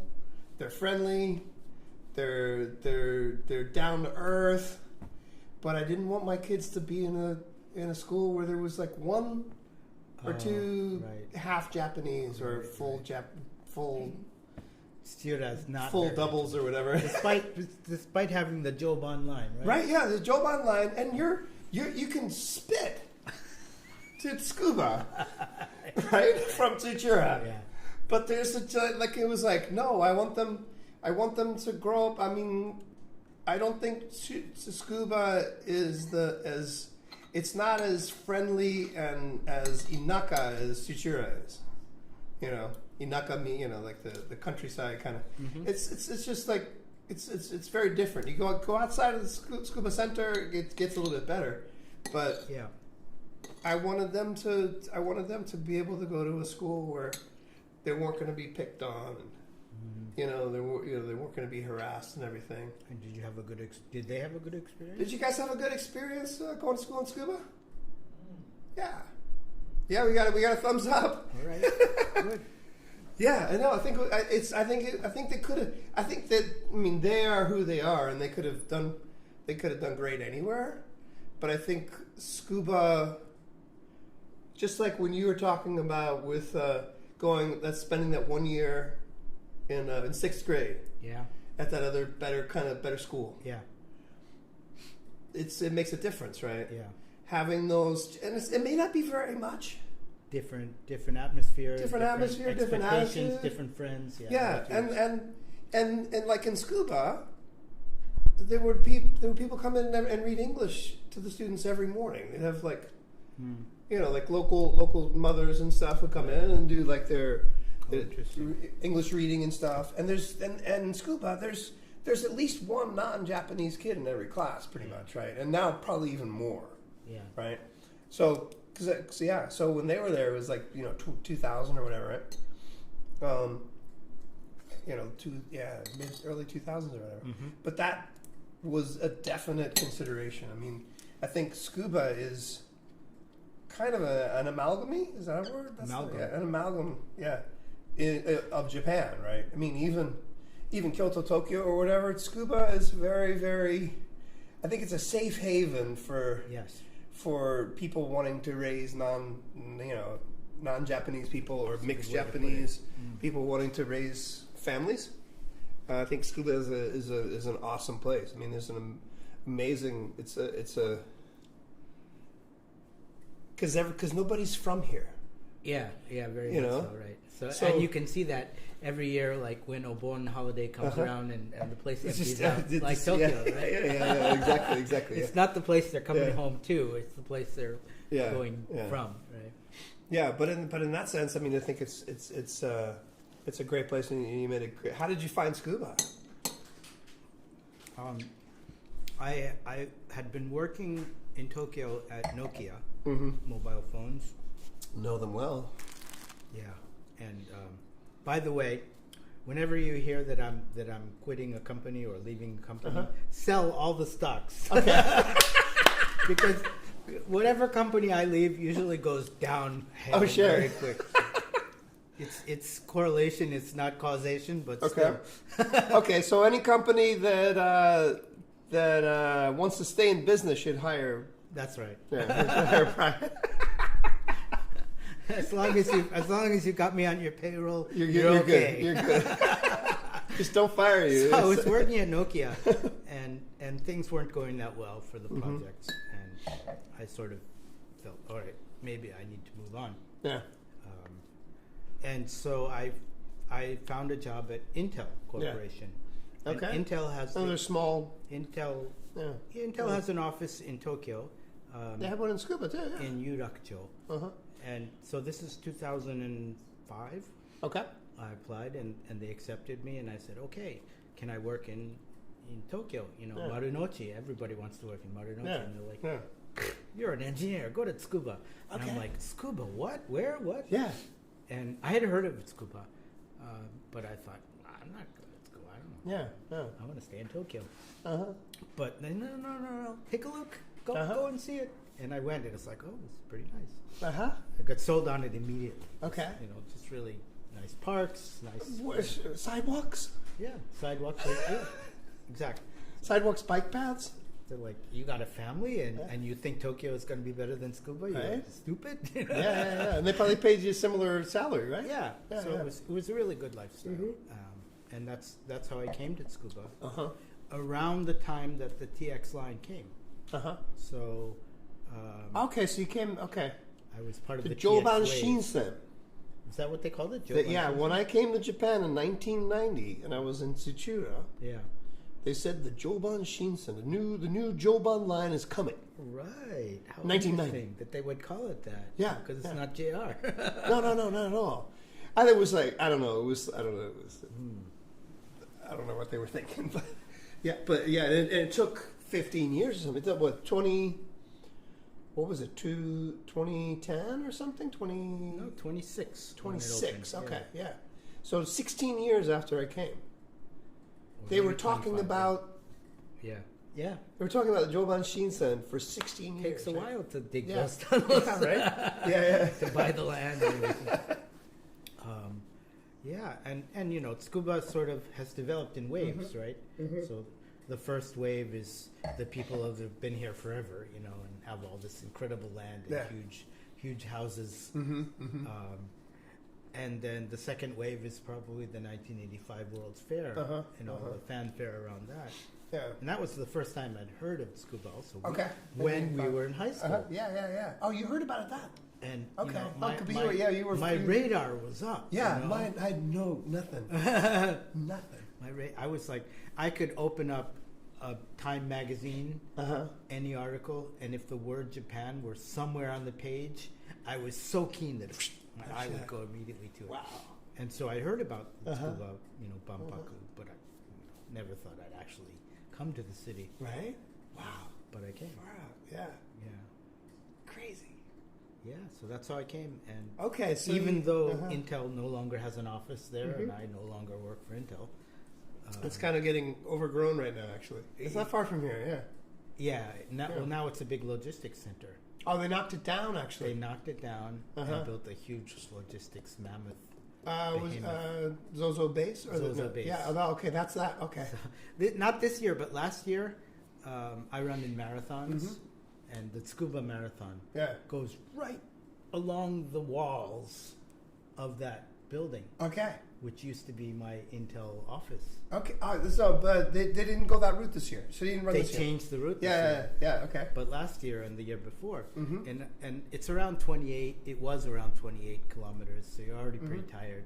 And I would facetiously call it the Wailing Wall. Because you see all your friends. Because I cried to what used to be there, you know. Because we turned this off. Oh, crazy, yeah. Do you know Michiko? Michiko? Ogawa, maybe? She used to work at Intel. Who used to work at Intel? Yeah. Michiko. Yeah. Kind of cute. She's in Okinawa now. Oh, there's... So this is actually last year, not this year, but last year in the marathon. School marathon, yeah. Running in this marathon... And probably around 10 or 15K, somebody calls out my name, Brian! I'm like, what? Yeah. Who's calling my name during the marathon? And it was that guy who was one of my ex-colleagues at Intel. And he still works at Intel. Oh, wow. But working in the Tokyo office. Crazy. Oh, we got some more photos there? What is that? Is that? It's a smaller screen. So this is at Kenkyu Gakuen Station, I think. So this is my running club, the running club to which I belong, called Strides, Tsukuba Strides. Okay. And they do a relay marathon with several teams. Some of them even dress up. It's very funny.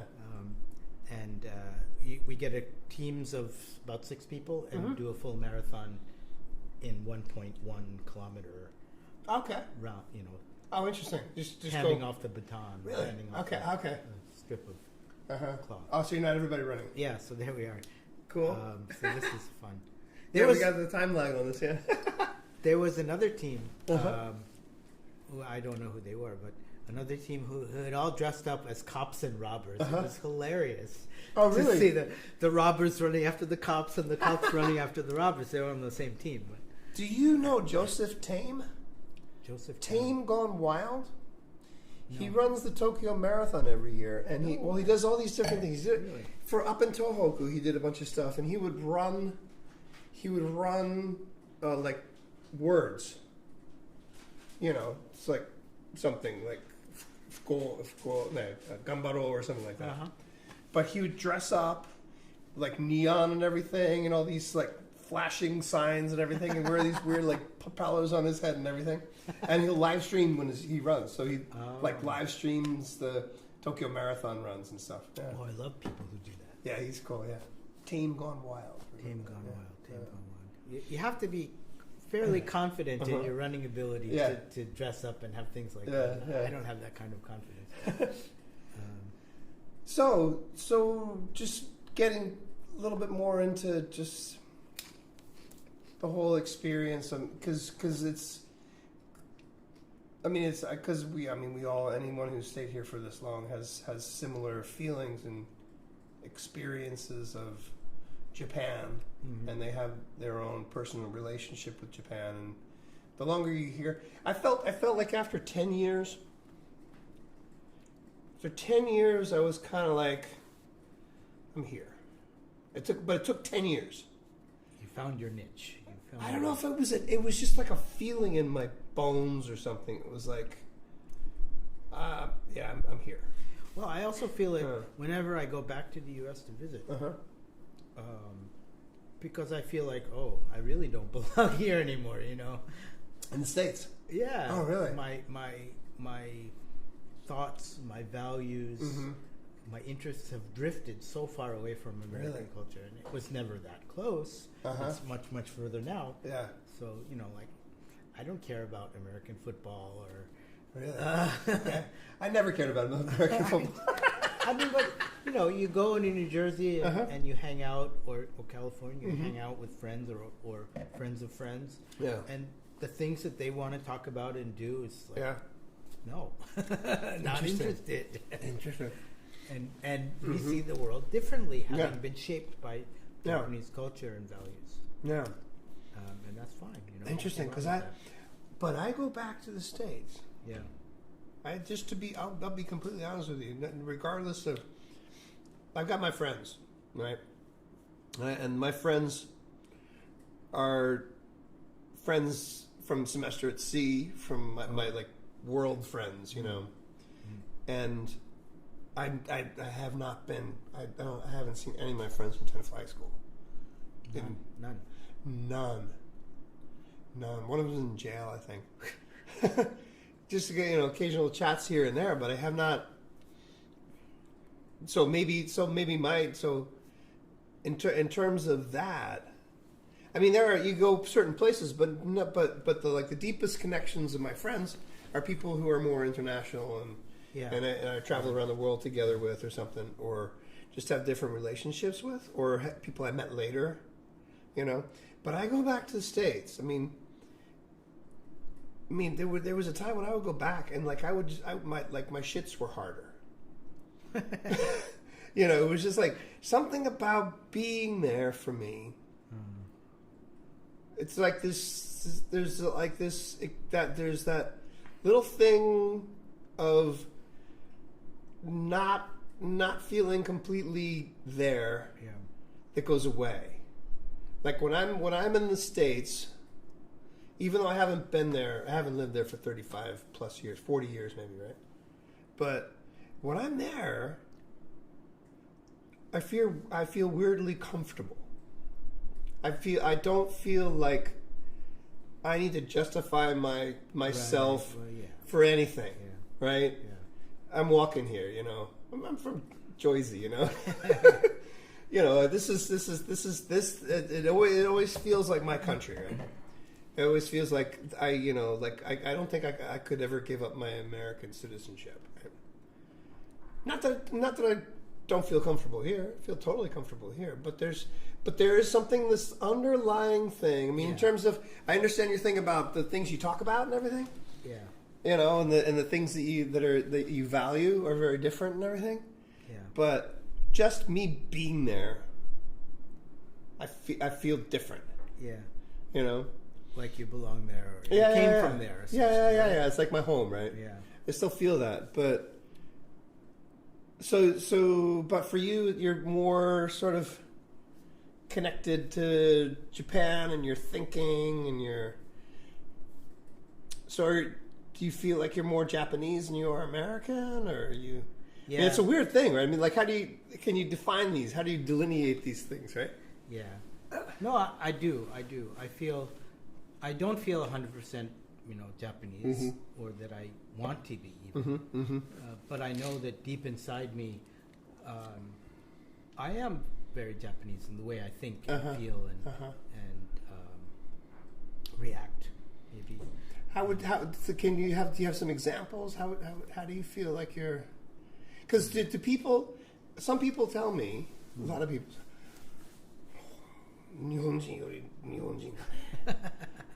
I hate it when they say that too, right? Do you hate that? Sometimes, they don't really mean it, though.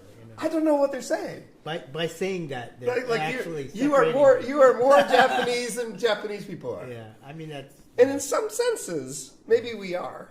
Maybe we are. Yeah. Because we have this having come in from an external and an appreciation for something that they don't appreciate. Yeah. Some things that they take for granted that we don't and can't. Exactly, yeah. But I don't think they mean that when they say that to you, right? But I do have a joke, that some days I'll wake up and I'll look in the mirror and I'll be like, Gaijin! Because it's true that if you're living with cats, and I have 3 cats, I think within the cats' view of themselves, they're surrounded by people all the time, as well as the other cats. But they see themselves as people because they don't see themselves in a mirror all the time. They see themselves through the eyes and reactions of people. So they start to think that they're people too. And I feel kind of that way too. Like being surrounded by Japanese faces and culture and language all the time. naturally I must be like that too. You know? Yeah. Okay. So how has your thinking changed, or how have you changed because you've been in Japan for so long?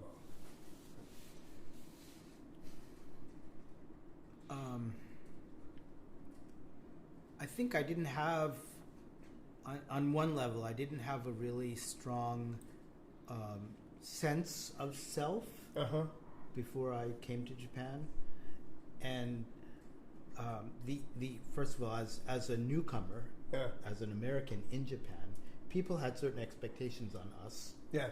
Well, you're American, you know. Tell me about American culture. Yeah. Tell me about, sing me an American song. Mm-hmm.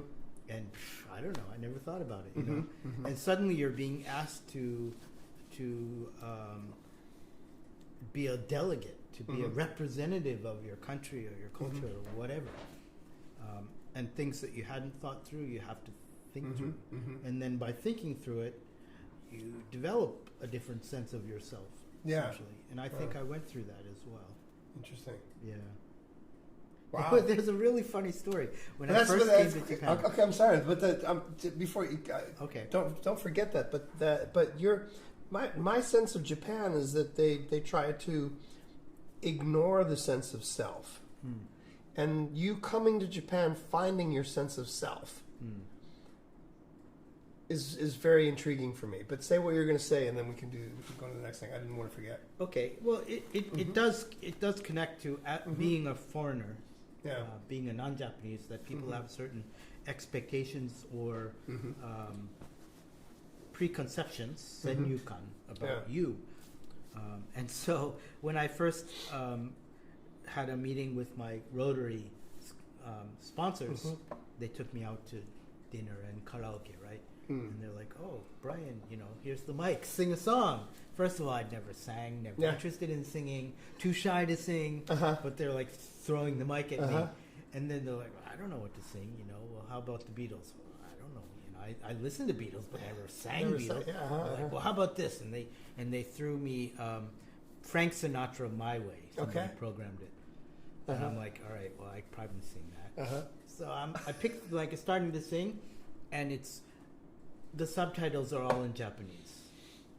So I'm like, okay, I'm gonna sing it in Japanese then, right? And they're like, "Oh, you're so weird, henna gaijin, right? You're singing an American song in Japanese." Well, that's the subtitles that you gave me. It was this kind of, you know, awkwardness, and being forced to, okay, well, maybe I need to learn a few Beatles and Frank Sinatra songs to sing at karaoke because I will be expected to do so. Yeah, I mean, that's really interesting because I think in Japanese culture they have what is it? Location specific reality, or there's a better word for it, but right, or you know, sometimes I say it as in this situation you are this, in this situation you are this, in this situation you are this, and a Japanese person does not define themselves by the way they act in each certain situation. I think that the design is, okay, in this situation I'm like this, right? But in this situation I'm drinking beer. Right. I'm a crazy guy. Right. But I'm at work, I'm this, right? Yes. They have these compartments. Yeah. And it's like situational morality or whatever, right? You know. And in this situation I won't do this, but in this situation it's totally fine for me to do this, right? And so but because of that, they're like they pull you in. It's like, let's do this. Yeah. Show me the comments, right? The comments, and we can respond. Yeah. Commento. We have comments on YouTube. Yay! Commento dekiru yo. Kiteru yo. Yeah. Who's commenting? People. Oh, there's like 1 million people watching us. Yeah. Right. Can I see it? I can't see it. How do I see it? We're going to see our comments on YouTube.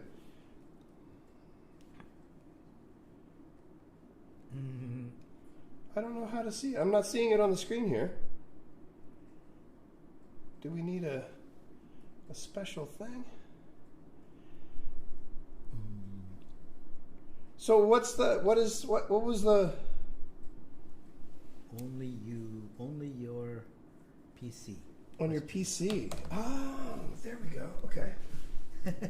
I love these kind of hints that we're getting. Yeah, our team is up. Oh, wow, okay. We can hear you very well. Seems to be some buzzing sound. Okay, we fixed that. Yeah. So amazing. These two people are from the same town in New Jersey, are living in the same town in Japan. Yeah. What a coincidence. Yeah, it is. And we share other things as well. We share a common interest in documentaries, right? Yes. Okay, I must admit, I have forgotten, but you remember the names of the streets and all of the Chinese restaurants in Tenafly, New Jersey. A few, yeah. When did we first meet? I remember meeting you shortly after 3/11. Mm-hmm.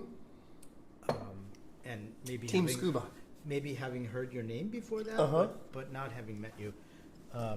And you had made a documentary having interviewed various fishermen after the big earthquake and tsunami. Yeah. And I went to see your documentary, and that's when I met you first. Okay, cool. Documentaries connect the world, huh? They do. Wow. Yeah, that was a crazy time, huh? That was a crazy time. I had just, at that time, I had just been traveling and come back from a kind of a sabbatical. And was dejected at work because I didn't feel like working after being away for several weeks. Yeah. And that happened. And suddenly we were in crisis mode at my company, which sort of helped me. Just being busy. So your company was okay, but you had to do a lot of shit. We had to scramble a lot. A lot of companies went under then. You know, a semiconductor chip uses a lot of different materials and components. Yeah. And those materials and components have a lot of sourced chemicals. Interesting. And like one chemical factory was taken out by the tsunami, I think, and it impacted so many companies downstream that were using that chemical, and all of a sudden nobody could produce anything. It was kind of crazy.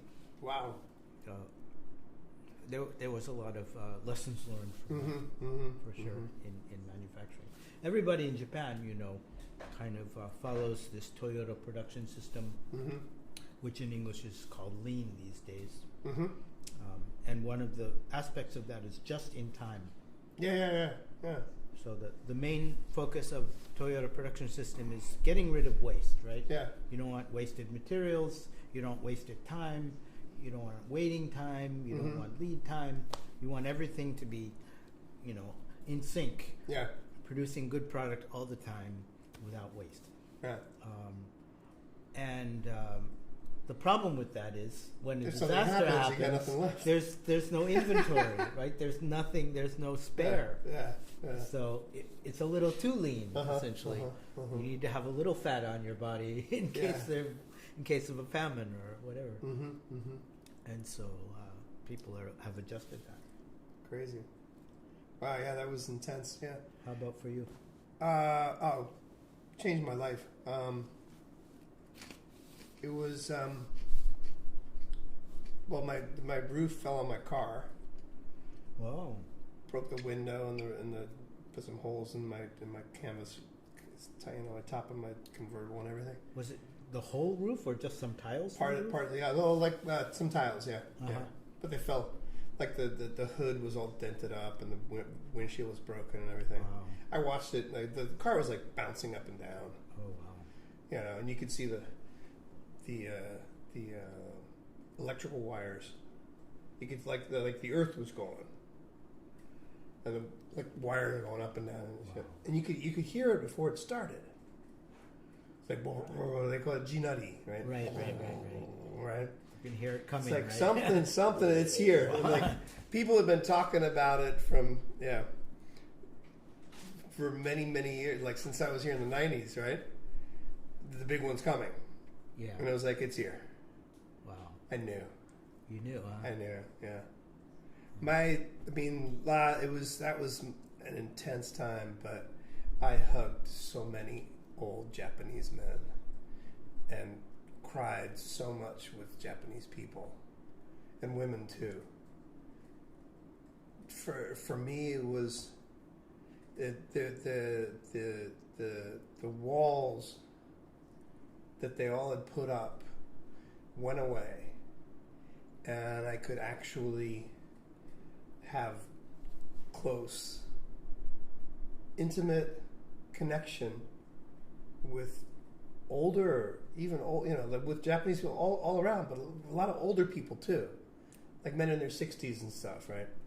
Older women and stuff. They just needed someone to talk to, and there was someone to talk to, and they were just ripped bare, right? Wow, yeah. And for me, that was, it was the most terrible time, but the most wonderful time ever.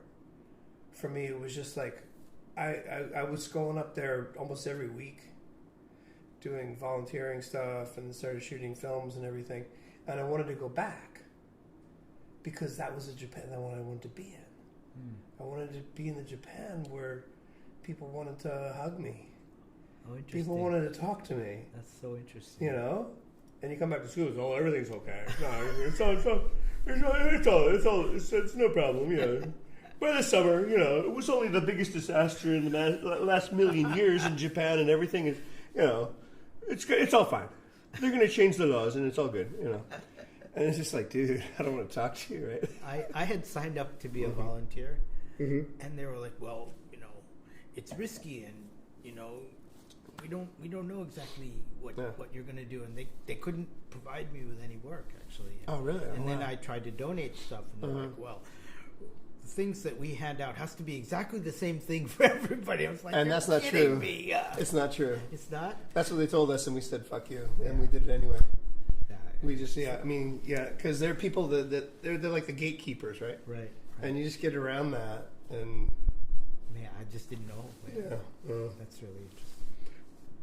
So we're way over time, but can we do two more things, guys? I want to share some of your planetarium stuff. Yeah. And then we'll do one last little thing about just dealing with being in Japan but not being Japanese. Okay. And then we're good? Okay. Is that cool? So, and we got wine, we got sake. So our deepest connection is through documentaries. But this was totally, this wine talk is good for the wine talk, but great to, because we've had kind of our main relationship has been come to the studio, record some stuff, you know, do some things here and there, and it was good to share some more stuff. Very much so. You know, and the Tenafly, the Tenakin thing, what I said. Do you want to cut the cheese? What did I say? What? Oh, no. There was you said there was like I said something to you. We're getting ready. Oh. And I said, so do you want to cut the cheese? And you said, oh, that's a Tenafly thing. Oh. So we say in Tenafly. What was that? Oh yeah. So in other places in the world, you'd ask, "Would you please could you cut the cheese for me?" Or why don't you cut the cheese? Right. I would really appreciate your help cutting the cheese. It's very New Jersey to be able to say, "Hey, do you want to cut the cheese?" Right? I did not even think about that. Right? I was like, "Hey, do you want to cut the cheese?" And you're like, "Oh, that's Tenafly.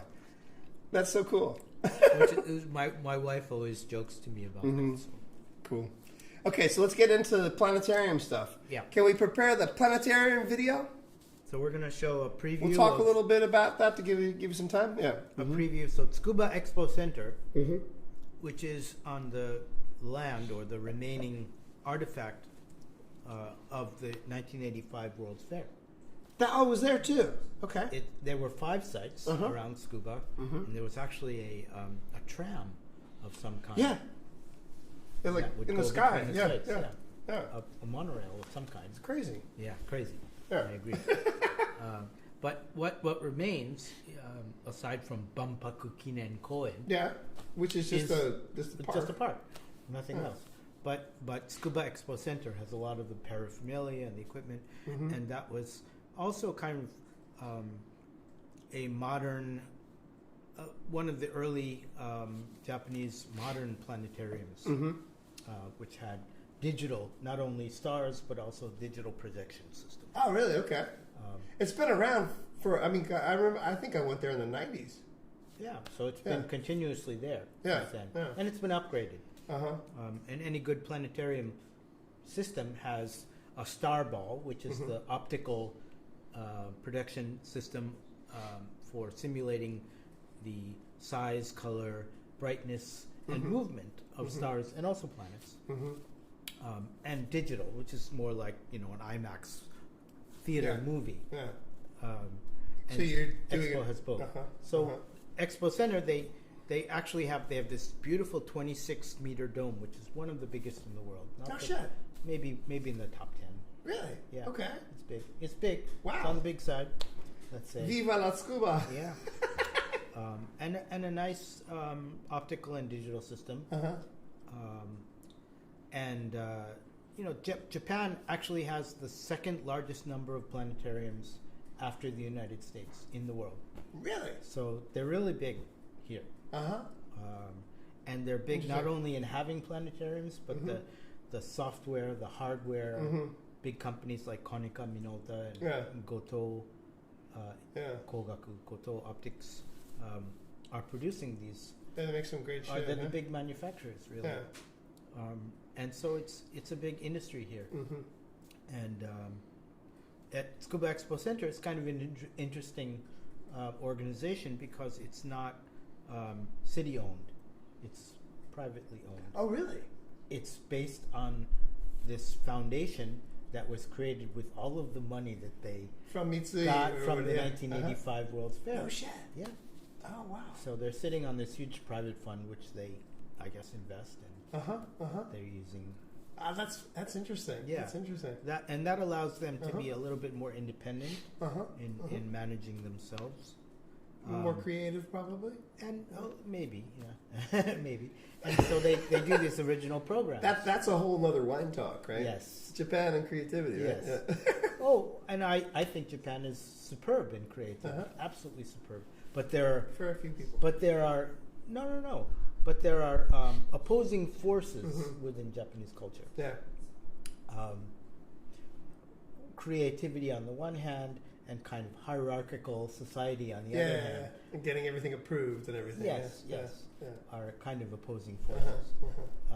And highly competitive spirit is also on the creative side. Yeah. But not one to stick out, is on the opposing side. So there are at least 3 or 4 forces that are always opposing each other. But there's this huge creative within Japanese culture, for sure, and you see it in every industry, from arts to science. Yeah. So we got a clip for us. Yes.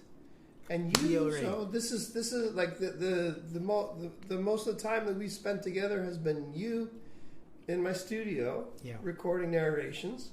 So I'm not an employee of Tsukuba Expo Center, but I'm a volunteer for them, and they pay me a little bit of money to cover expenses, and I help them to produce programs. Used to be seasonal, now it's annual.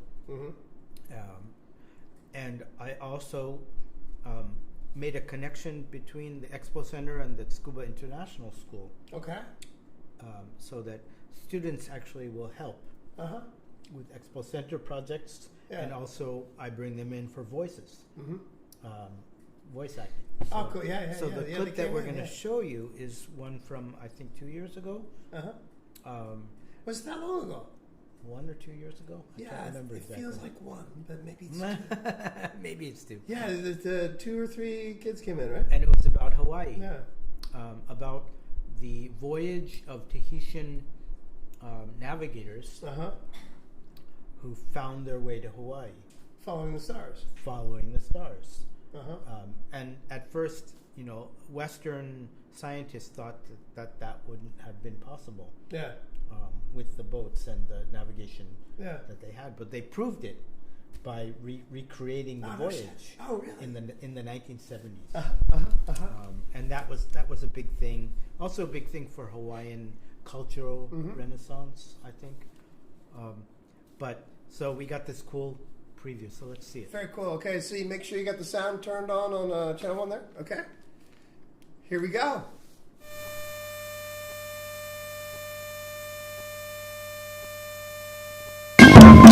From Hawaii, give birth to new lands. Hawaii is the mythical land of the Polynesian people. Is this the Tahiti from about 1,000 years ago that Kahuna was talking about?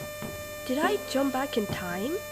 But I have to see it, the sea that our ancestors crossed and the world that lies beyond.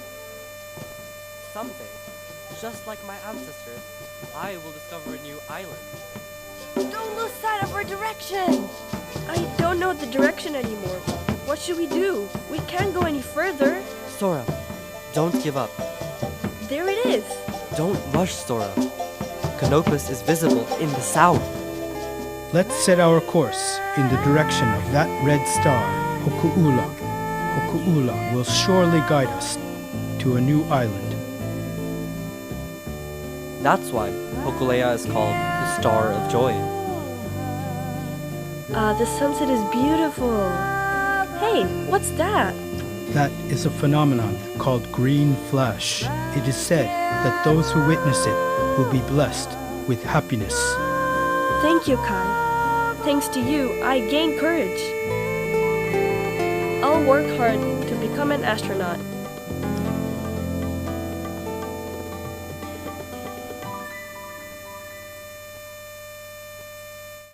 But if you're doing a documentary and you want to emphasize the authenticity, it's better to have amateur voices. Yeah, that was great, man. And for me, something that is, I think, giving those kids that opportunity. Yes. It's an hour or two, right? Yeah. It's an hour or two. It changes their lives. It could. It might, right? Yeah. Oh, it will. It will. In ways that we cannot even imagine. I it's hope like that this. Someday. Yeah. It's like this little thing. Yeah. Little thing, and you get there, and you give it to the right kid, and then they go and do, Yeah. But just like, oh, I did that. Yeah. And the confidence that comes from that, and the understanding of possibilities and stuff. Yeah, I think it's a terrific opportunity for some of the students, and it's fun, and it also it's for a planetarium or any science museum. You want to engage the community, right? Mm-hmm. You want people to come and come often and bring their friends and relatives, and you do that by getting them involved, not as spectators but as participants. Yeah, for sure. So that's a good way to keep connected in the community, and good for the school, and it's a lot of fun. Yeah, very cool, man. Thank you for sharing that. And thanks for your studio. Which of course, yeah. Oh, my pleasure. Yeah. It's great to be able to facilitate things like that. It's okay. So let's get a little deep, because I think one of the reasons that I want to do this Long in Japan series is to, because it's, well, you and I know, of course, right? But you have this connection to Japan. You have this desire to be a part of Japan. Yeah. Right.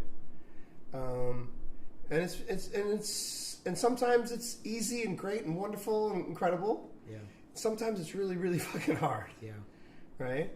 And and I think people who've been here, I think it's at least 10 years or something. 10 years, 20 years. I mean, I don't think that after people are here for 10 years, I don't think a lot of people leave. But 5 years, even 6, 7 years, it's just like, fuck it. You know? But it's like, just for people who really feel a love for this country and feel a desire to be connected to this country. What sort of things have you learned that make it easier for you to be here? Is that a way to say it? Yeah. First of all, for those who come as a student or for a short period of time, a year or less, maybe 2 years, as you mentioned, as you suggested, people go through phases, right? There's a initial phase of euphoria, right? Everything's new, everything's exciting, everything's ideal, you know, and that euphoria kind of hits a peak and then starts to go downhill, and you know, how come it isn't this way like it is in my country, or you know, why are you doing this to me, or why can't I do this or that, and goes down and hits a low point, right? And then gradually maybe recovers and reaches an equilibrium, right? Which may take half a year or 2 years or more, depending on the person. So when people come to Japan and then leave, what was the phase of that process when they left? Will fortunately or unfortunately imprint itself on their overall impression and opinion of Japanese culture, right? Some will leave in euphoria, and some will leave hating Japan with vehemence, you know. And some feeling like, well, it was a nice place to visit, but I wouldn't want to live there. And I think understanding not only the culture, but your relationship and your process, and kind of transcending that a little bit, to say that, oh, you know, just even to realize that, oh, I'm probably in that, you know, phase, and therefore I need to balance out the bias a little bit. Helps, right? And sometimes people leave and then feel a yearning and come back. And that helps more. But it certainly isn't a number of years, right? Some people will come to Japan and never learn Japanese. Or they may learn to speak a little bit, but never learn to read it. And what a pity that is, because they isolate themselves to very limited experiences and interactions. Right? And I really think it's the first and primary requirement to acclimating to a culture is to learn the language as deeply as possible, right? As deeply as you can. Yeah, for sure. So that for you was very important, right? Yeah. And you didn't know it, but your number one language learning aid was the UHF. Was all those shows. This is my theory of learning languages. You're a baby. Yes. And what does a baby do? Just listen. Just listen. You don't have to respond to anything. You just hear it. Listen and absorb. Listen. The more you hear it, the more your brain, the synapses connect, and it's like, oh, I'm hearing that sound now, right? But I think you and I were both kind of lucky in the sense that we did it as youth, you know, as young people, impressionable, willing, and capable of learning, and having time too, right? And having time, yes. Remember the days when you could like sit on your tatami mat with and do nothing for a whole weekend, window open and just like read a book? Yeah. Yeah. Remember that? What a silly, what a crazy time, man. Yeah, right. Now it's like every minute is like predefined for you in a sense. Every hour that I spend on something is an hour that I've stolen from 3 other things. Right. Yeah. So how do you deal with? I mean, you've been here 30 years or whatever, you know. How do you deal with being treated like you just got off the boat yesterday? Almost every day. I mean, does that you know? I mean, like this is a Chinese example. I was in Taiwan, and my Chinese was rocking. I've been there for 3 years or something. I'm in the elevator, and I say ni hao. Ni hao is like hello, right? Yeah. And he says, "Oh, 你中文说得很好." It's like, "Oh, your Chinese is very so good." So good, yeah. And I was like, 你怎么知道啊？我就说你好。It's like, how do you know? all I said was ni hao. How do you know my Chinese is good? And he's like, you know, and I was in my early 20s and everything, and it was just like, it was like, you know, it was like, fuck you. Fuck you. You know, I mean, I had conversations with people, and they, for a 2-hour lunch, it was like, oh, we can do this again. You know? And it's like, did you understand what I said? It's like, yeah. We were talking about Confucius, and we're receiving lines from Lao Tzu and everything. And she's like, well, I look at your face, and I can't believe that you can speak Chinese. Yeah. After speaking with her for 2 hours, right? You know, it wasn't as bad in Japan, but that sort of thing is like psychological barrier, right? You know, and just like batting up against that every day. All we can do is be patient, right? Right? All we can do is, and I think to recognize that sometimes people are interacting with you with a way that may sound insulting or frustrating, but it's an attempt to establish a relationship. That's all it is. Yeah, exactly. It's not what they're saying, it's that they're talking to you. And so, you know, we have to learn to kind of be accepting of that.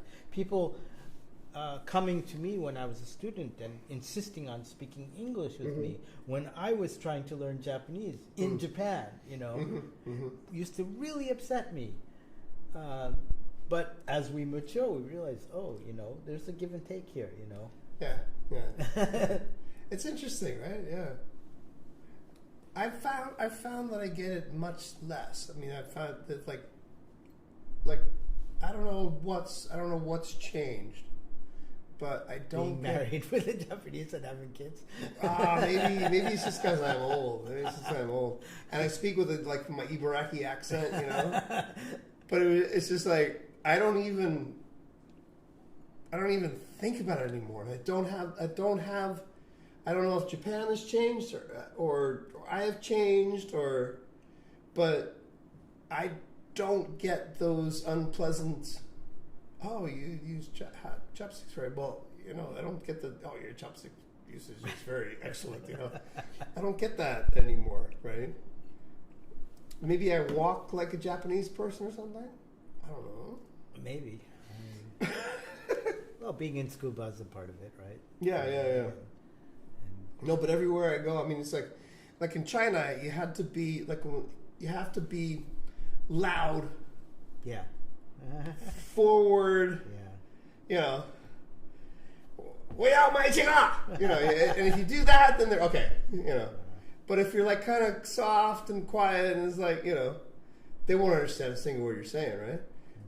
But in Japan, they've got their fixed phrases when you come to a shop or whatever. Yes, I must say or whatever, and that's all done. So that's that. The interactions in Japan, I think, are easier, well, especially when you're learning a language. People will just talk to you, right? Like in China, like you walk into a shop, they won't even say anything to you. In Japan, they'll say "irashaimase." Right. They'll do their fixed stuff, right? Which is great for They'll me. engage with you. When I first came to Japan, I was like, oh yeah, everybody's speaking Japanese to me. That's so good. You know, they're not checking if I can understand or not, right? Right. You know, but something, you know, I don't know, after 25, 30 years or something, suddenly, I don't know, maybe people know or maybe they don't know. But you still get that, though? You still get the... I get it less and less. Like there's sort of weird interactions, or people are like asking, "Are you used to Japan?" I think 30 years ago, foreigners in Japan was a much rarer phenomenon. Oh yeah. And now it's more common.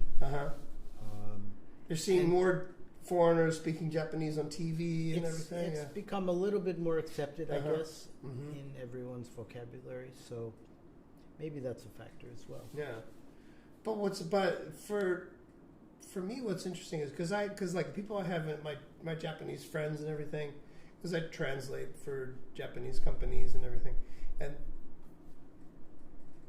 we interact in Japanese all the time, and there's no questions about anything. In fact, they're counting on me to let them know what somebody's saying in English in Japanese, right? Right. You know, and I don't know, maybe does that come across the person you've never met? You know, because it's like the people you've never met interactions. Yeah. That always like remind you. Yeah. You know. Yeah. That I'm not here, right? Yeah. You know. You know what I mean? So they say that the best karate master in Japan, the person that he has to fear the most is not the second best karate master, rather the person who's never done karate before. Yeah. It's very unpredictable, right? Yeah, for sure. Yeah. Okay. We are being shut down. All right. Are we being shut down? Or is our crew there? I think that's good. I haven't seen this. Oh, you're there. Okay. Yeah. It's enough Are we close? Have you... Give us your last thing. I mean, we've got a lot. I mean, is there... I mean... I wanted to ask your favorite place in Japan.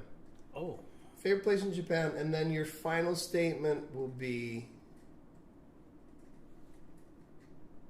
I want you to tell us why you've stayed. So tell us your favorite place in Japan. They'll find some cool photos of it online. And then while we're looking at your favorite place in Japan, I want you to tell us, even with all of the shit, even with all of the various limitations and hardships and stuff, why you've decided to stay here. Can we do that? So your favorite place in Japan? Favorite place. I guess I could give a couple. Okay.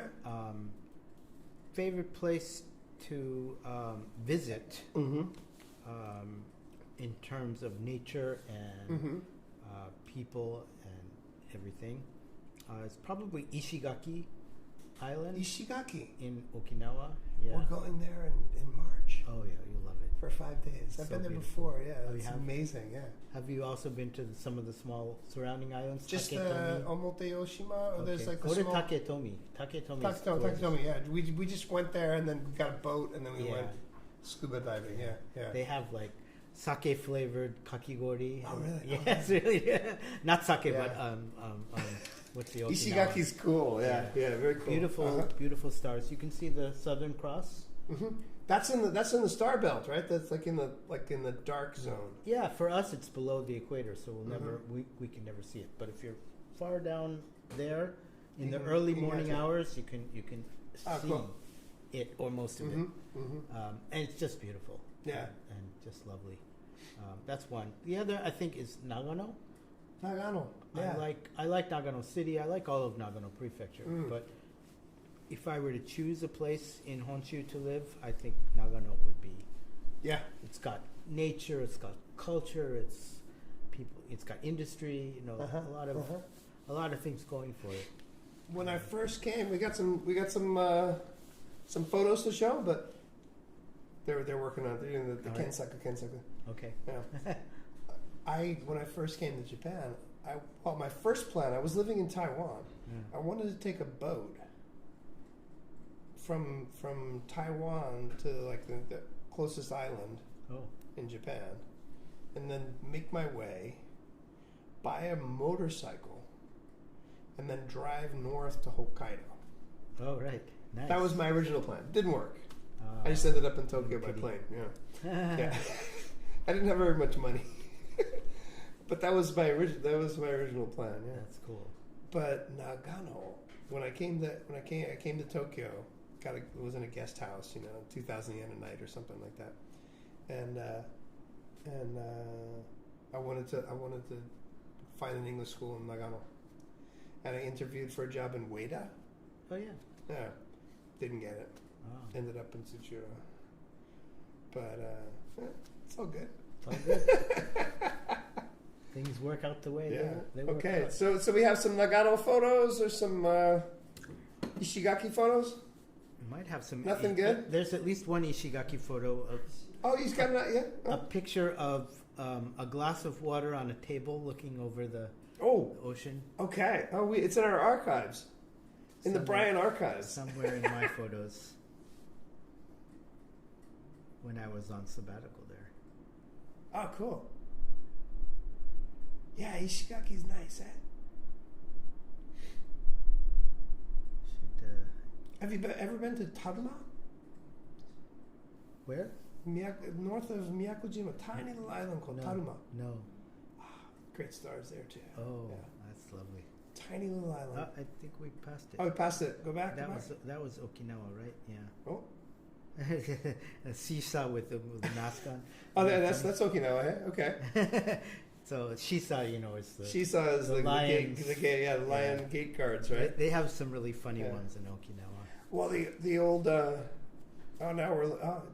old men there, they look like Shisa, right? They look like the gate. They do.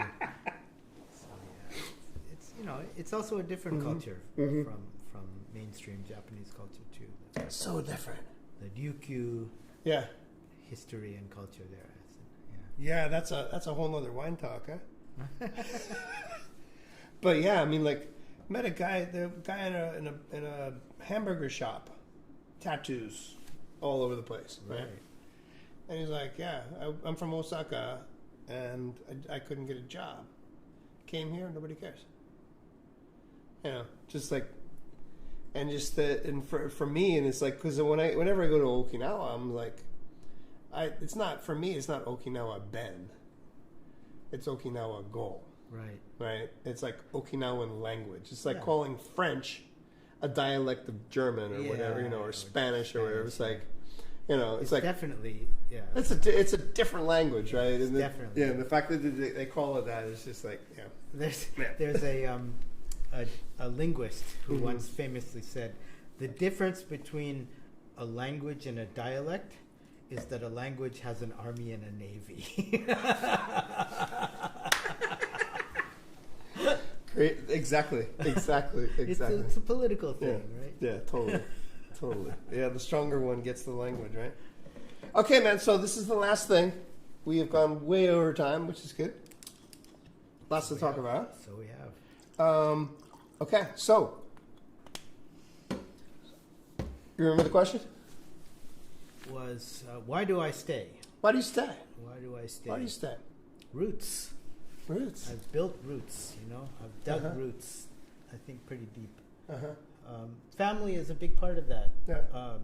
Thanks to having a wife and a son, I've been integrated through the school system, all of the after-school activities, the sports, all of that helps to develop roots that people who don't have kids can never wish for. Very different, right?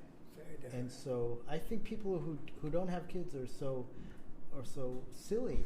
I mean, not thinking only of themselves. I mean, I understand why, but it's the experience of having kids that allows us to really become a full part of society that we cannot be as individuals.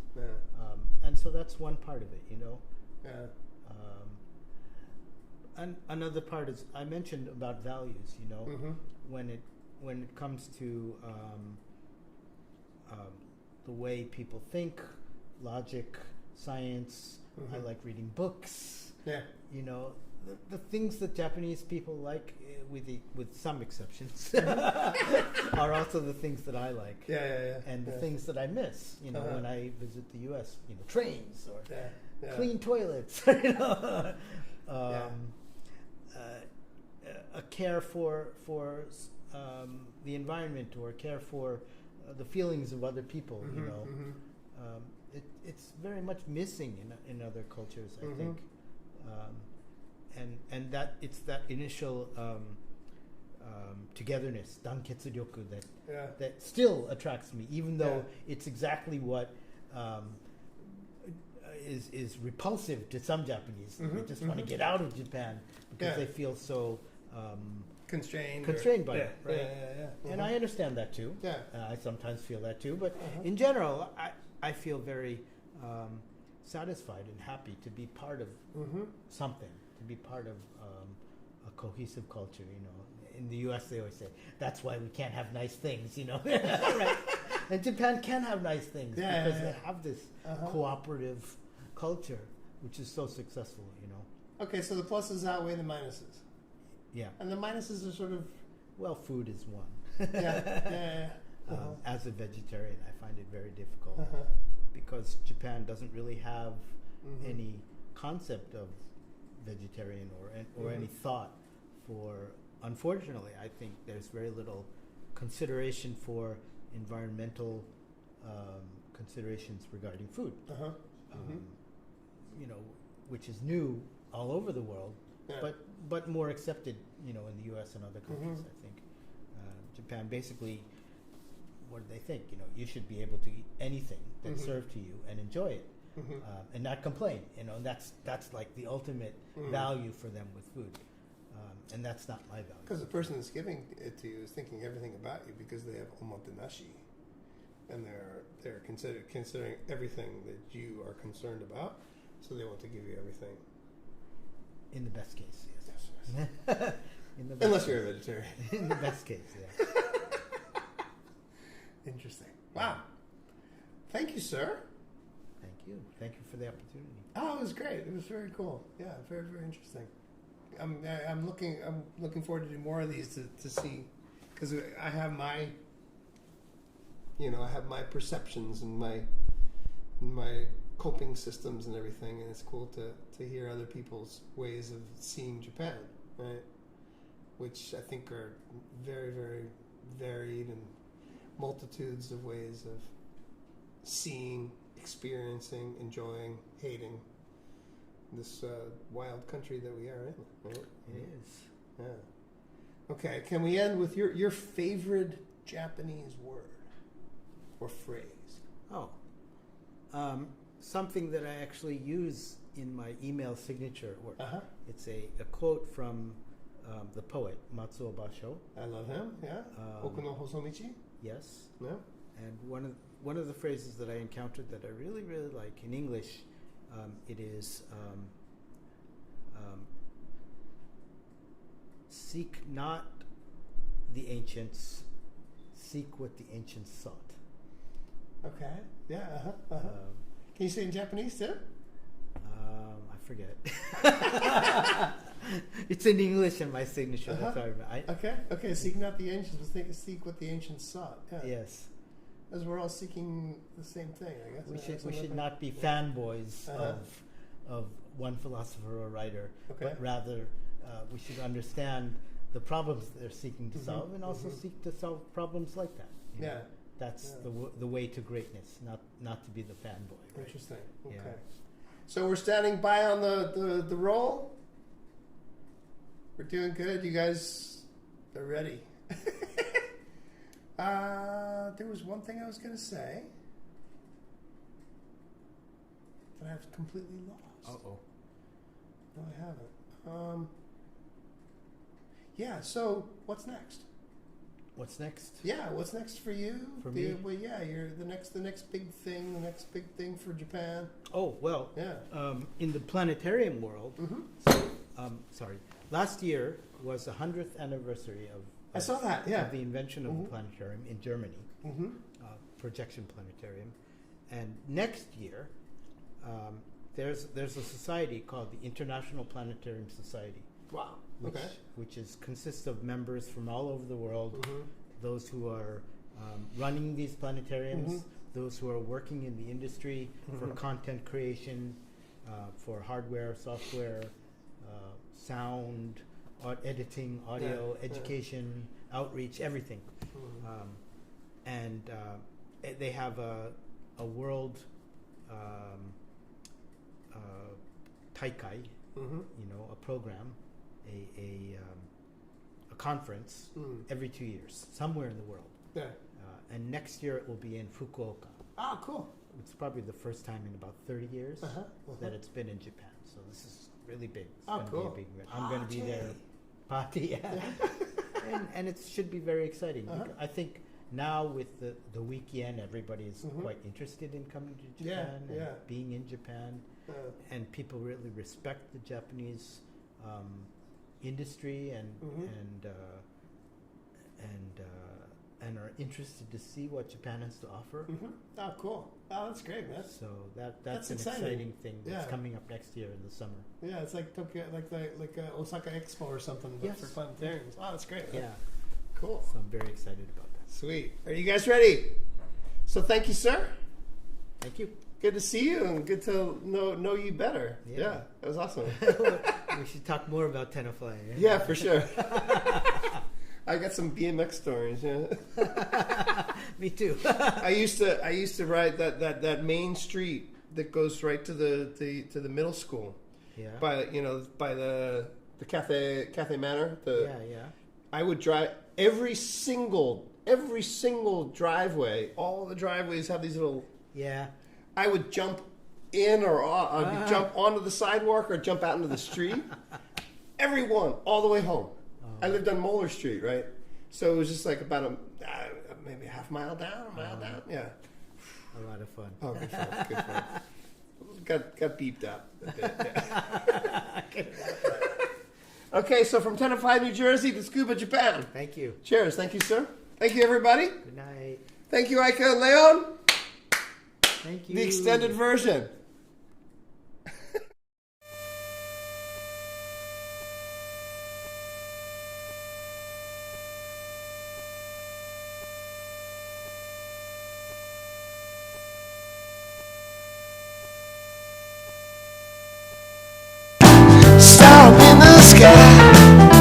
The tree down in Lhasa without a reason why.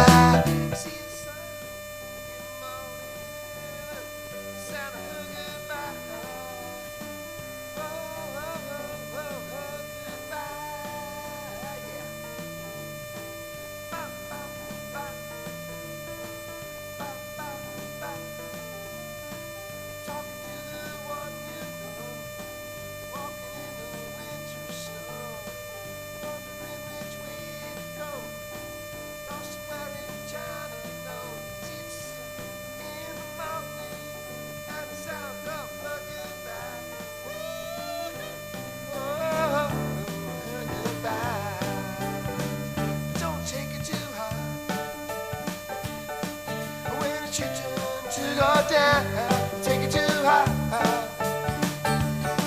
When they say that they don't have what you've been looking for, baby, looking for, baby.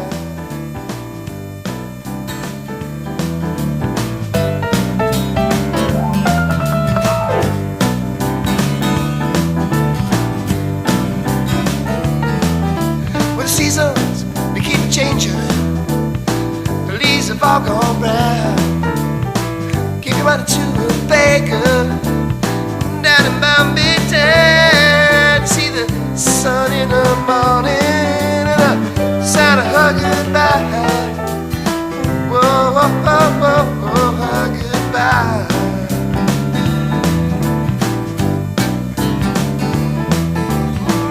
Bop, bop, bop. Bop, bop, bop. Your best friend to your lover, gonna shave your head. Can't make sense of all the colors and the dripping in your head. You see the sun in the morning and the sound of her goodbye. Whoa, whoa, whoa, whoa, whoa, her goodbye. But don't take it too hard. When it's your turn to go down, take it too hard. When they say that they don't have what you've been looking for, bop, bop, bop, what you've been looking for, bop, bop,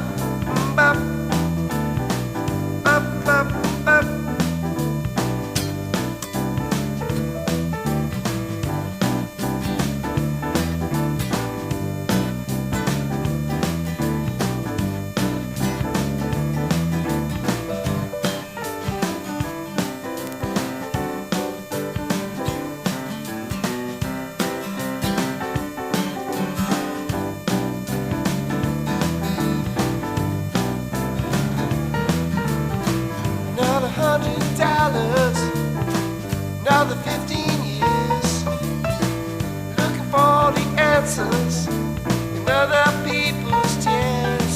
See the sun in the morning and the sound of her goodbye.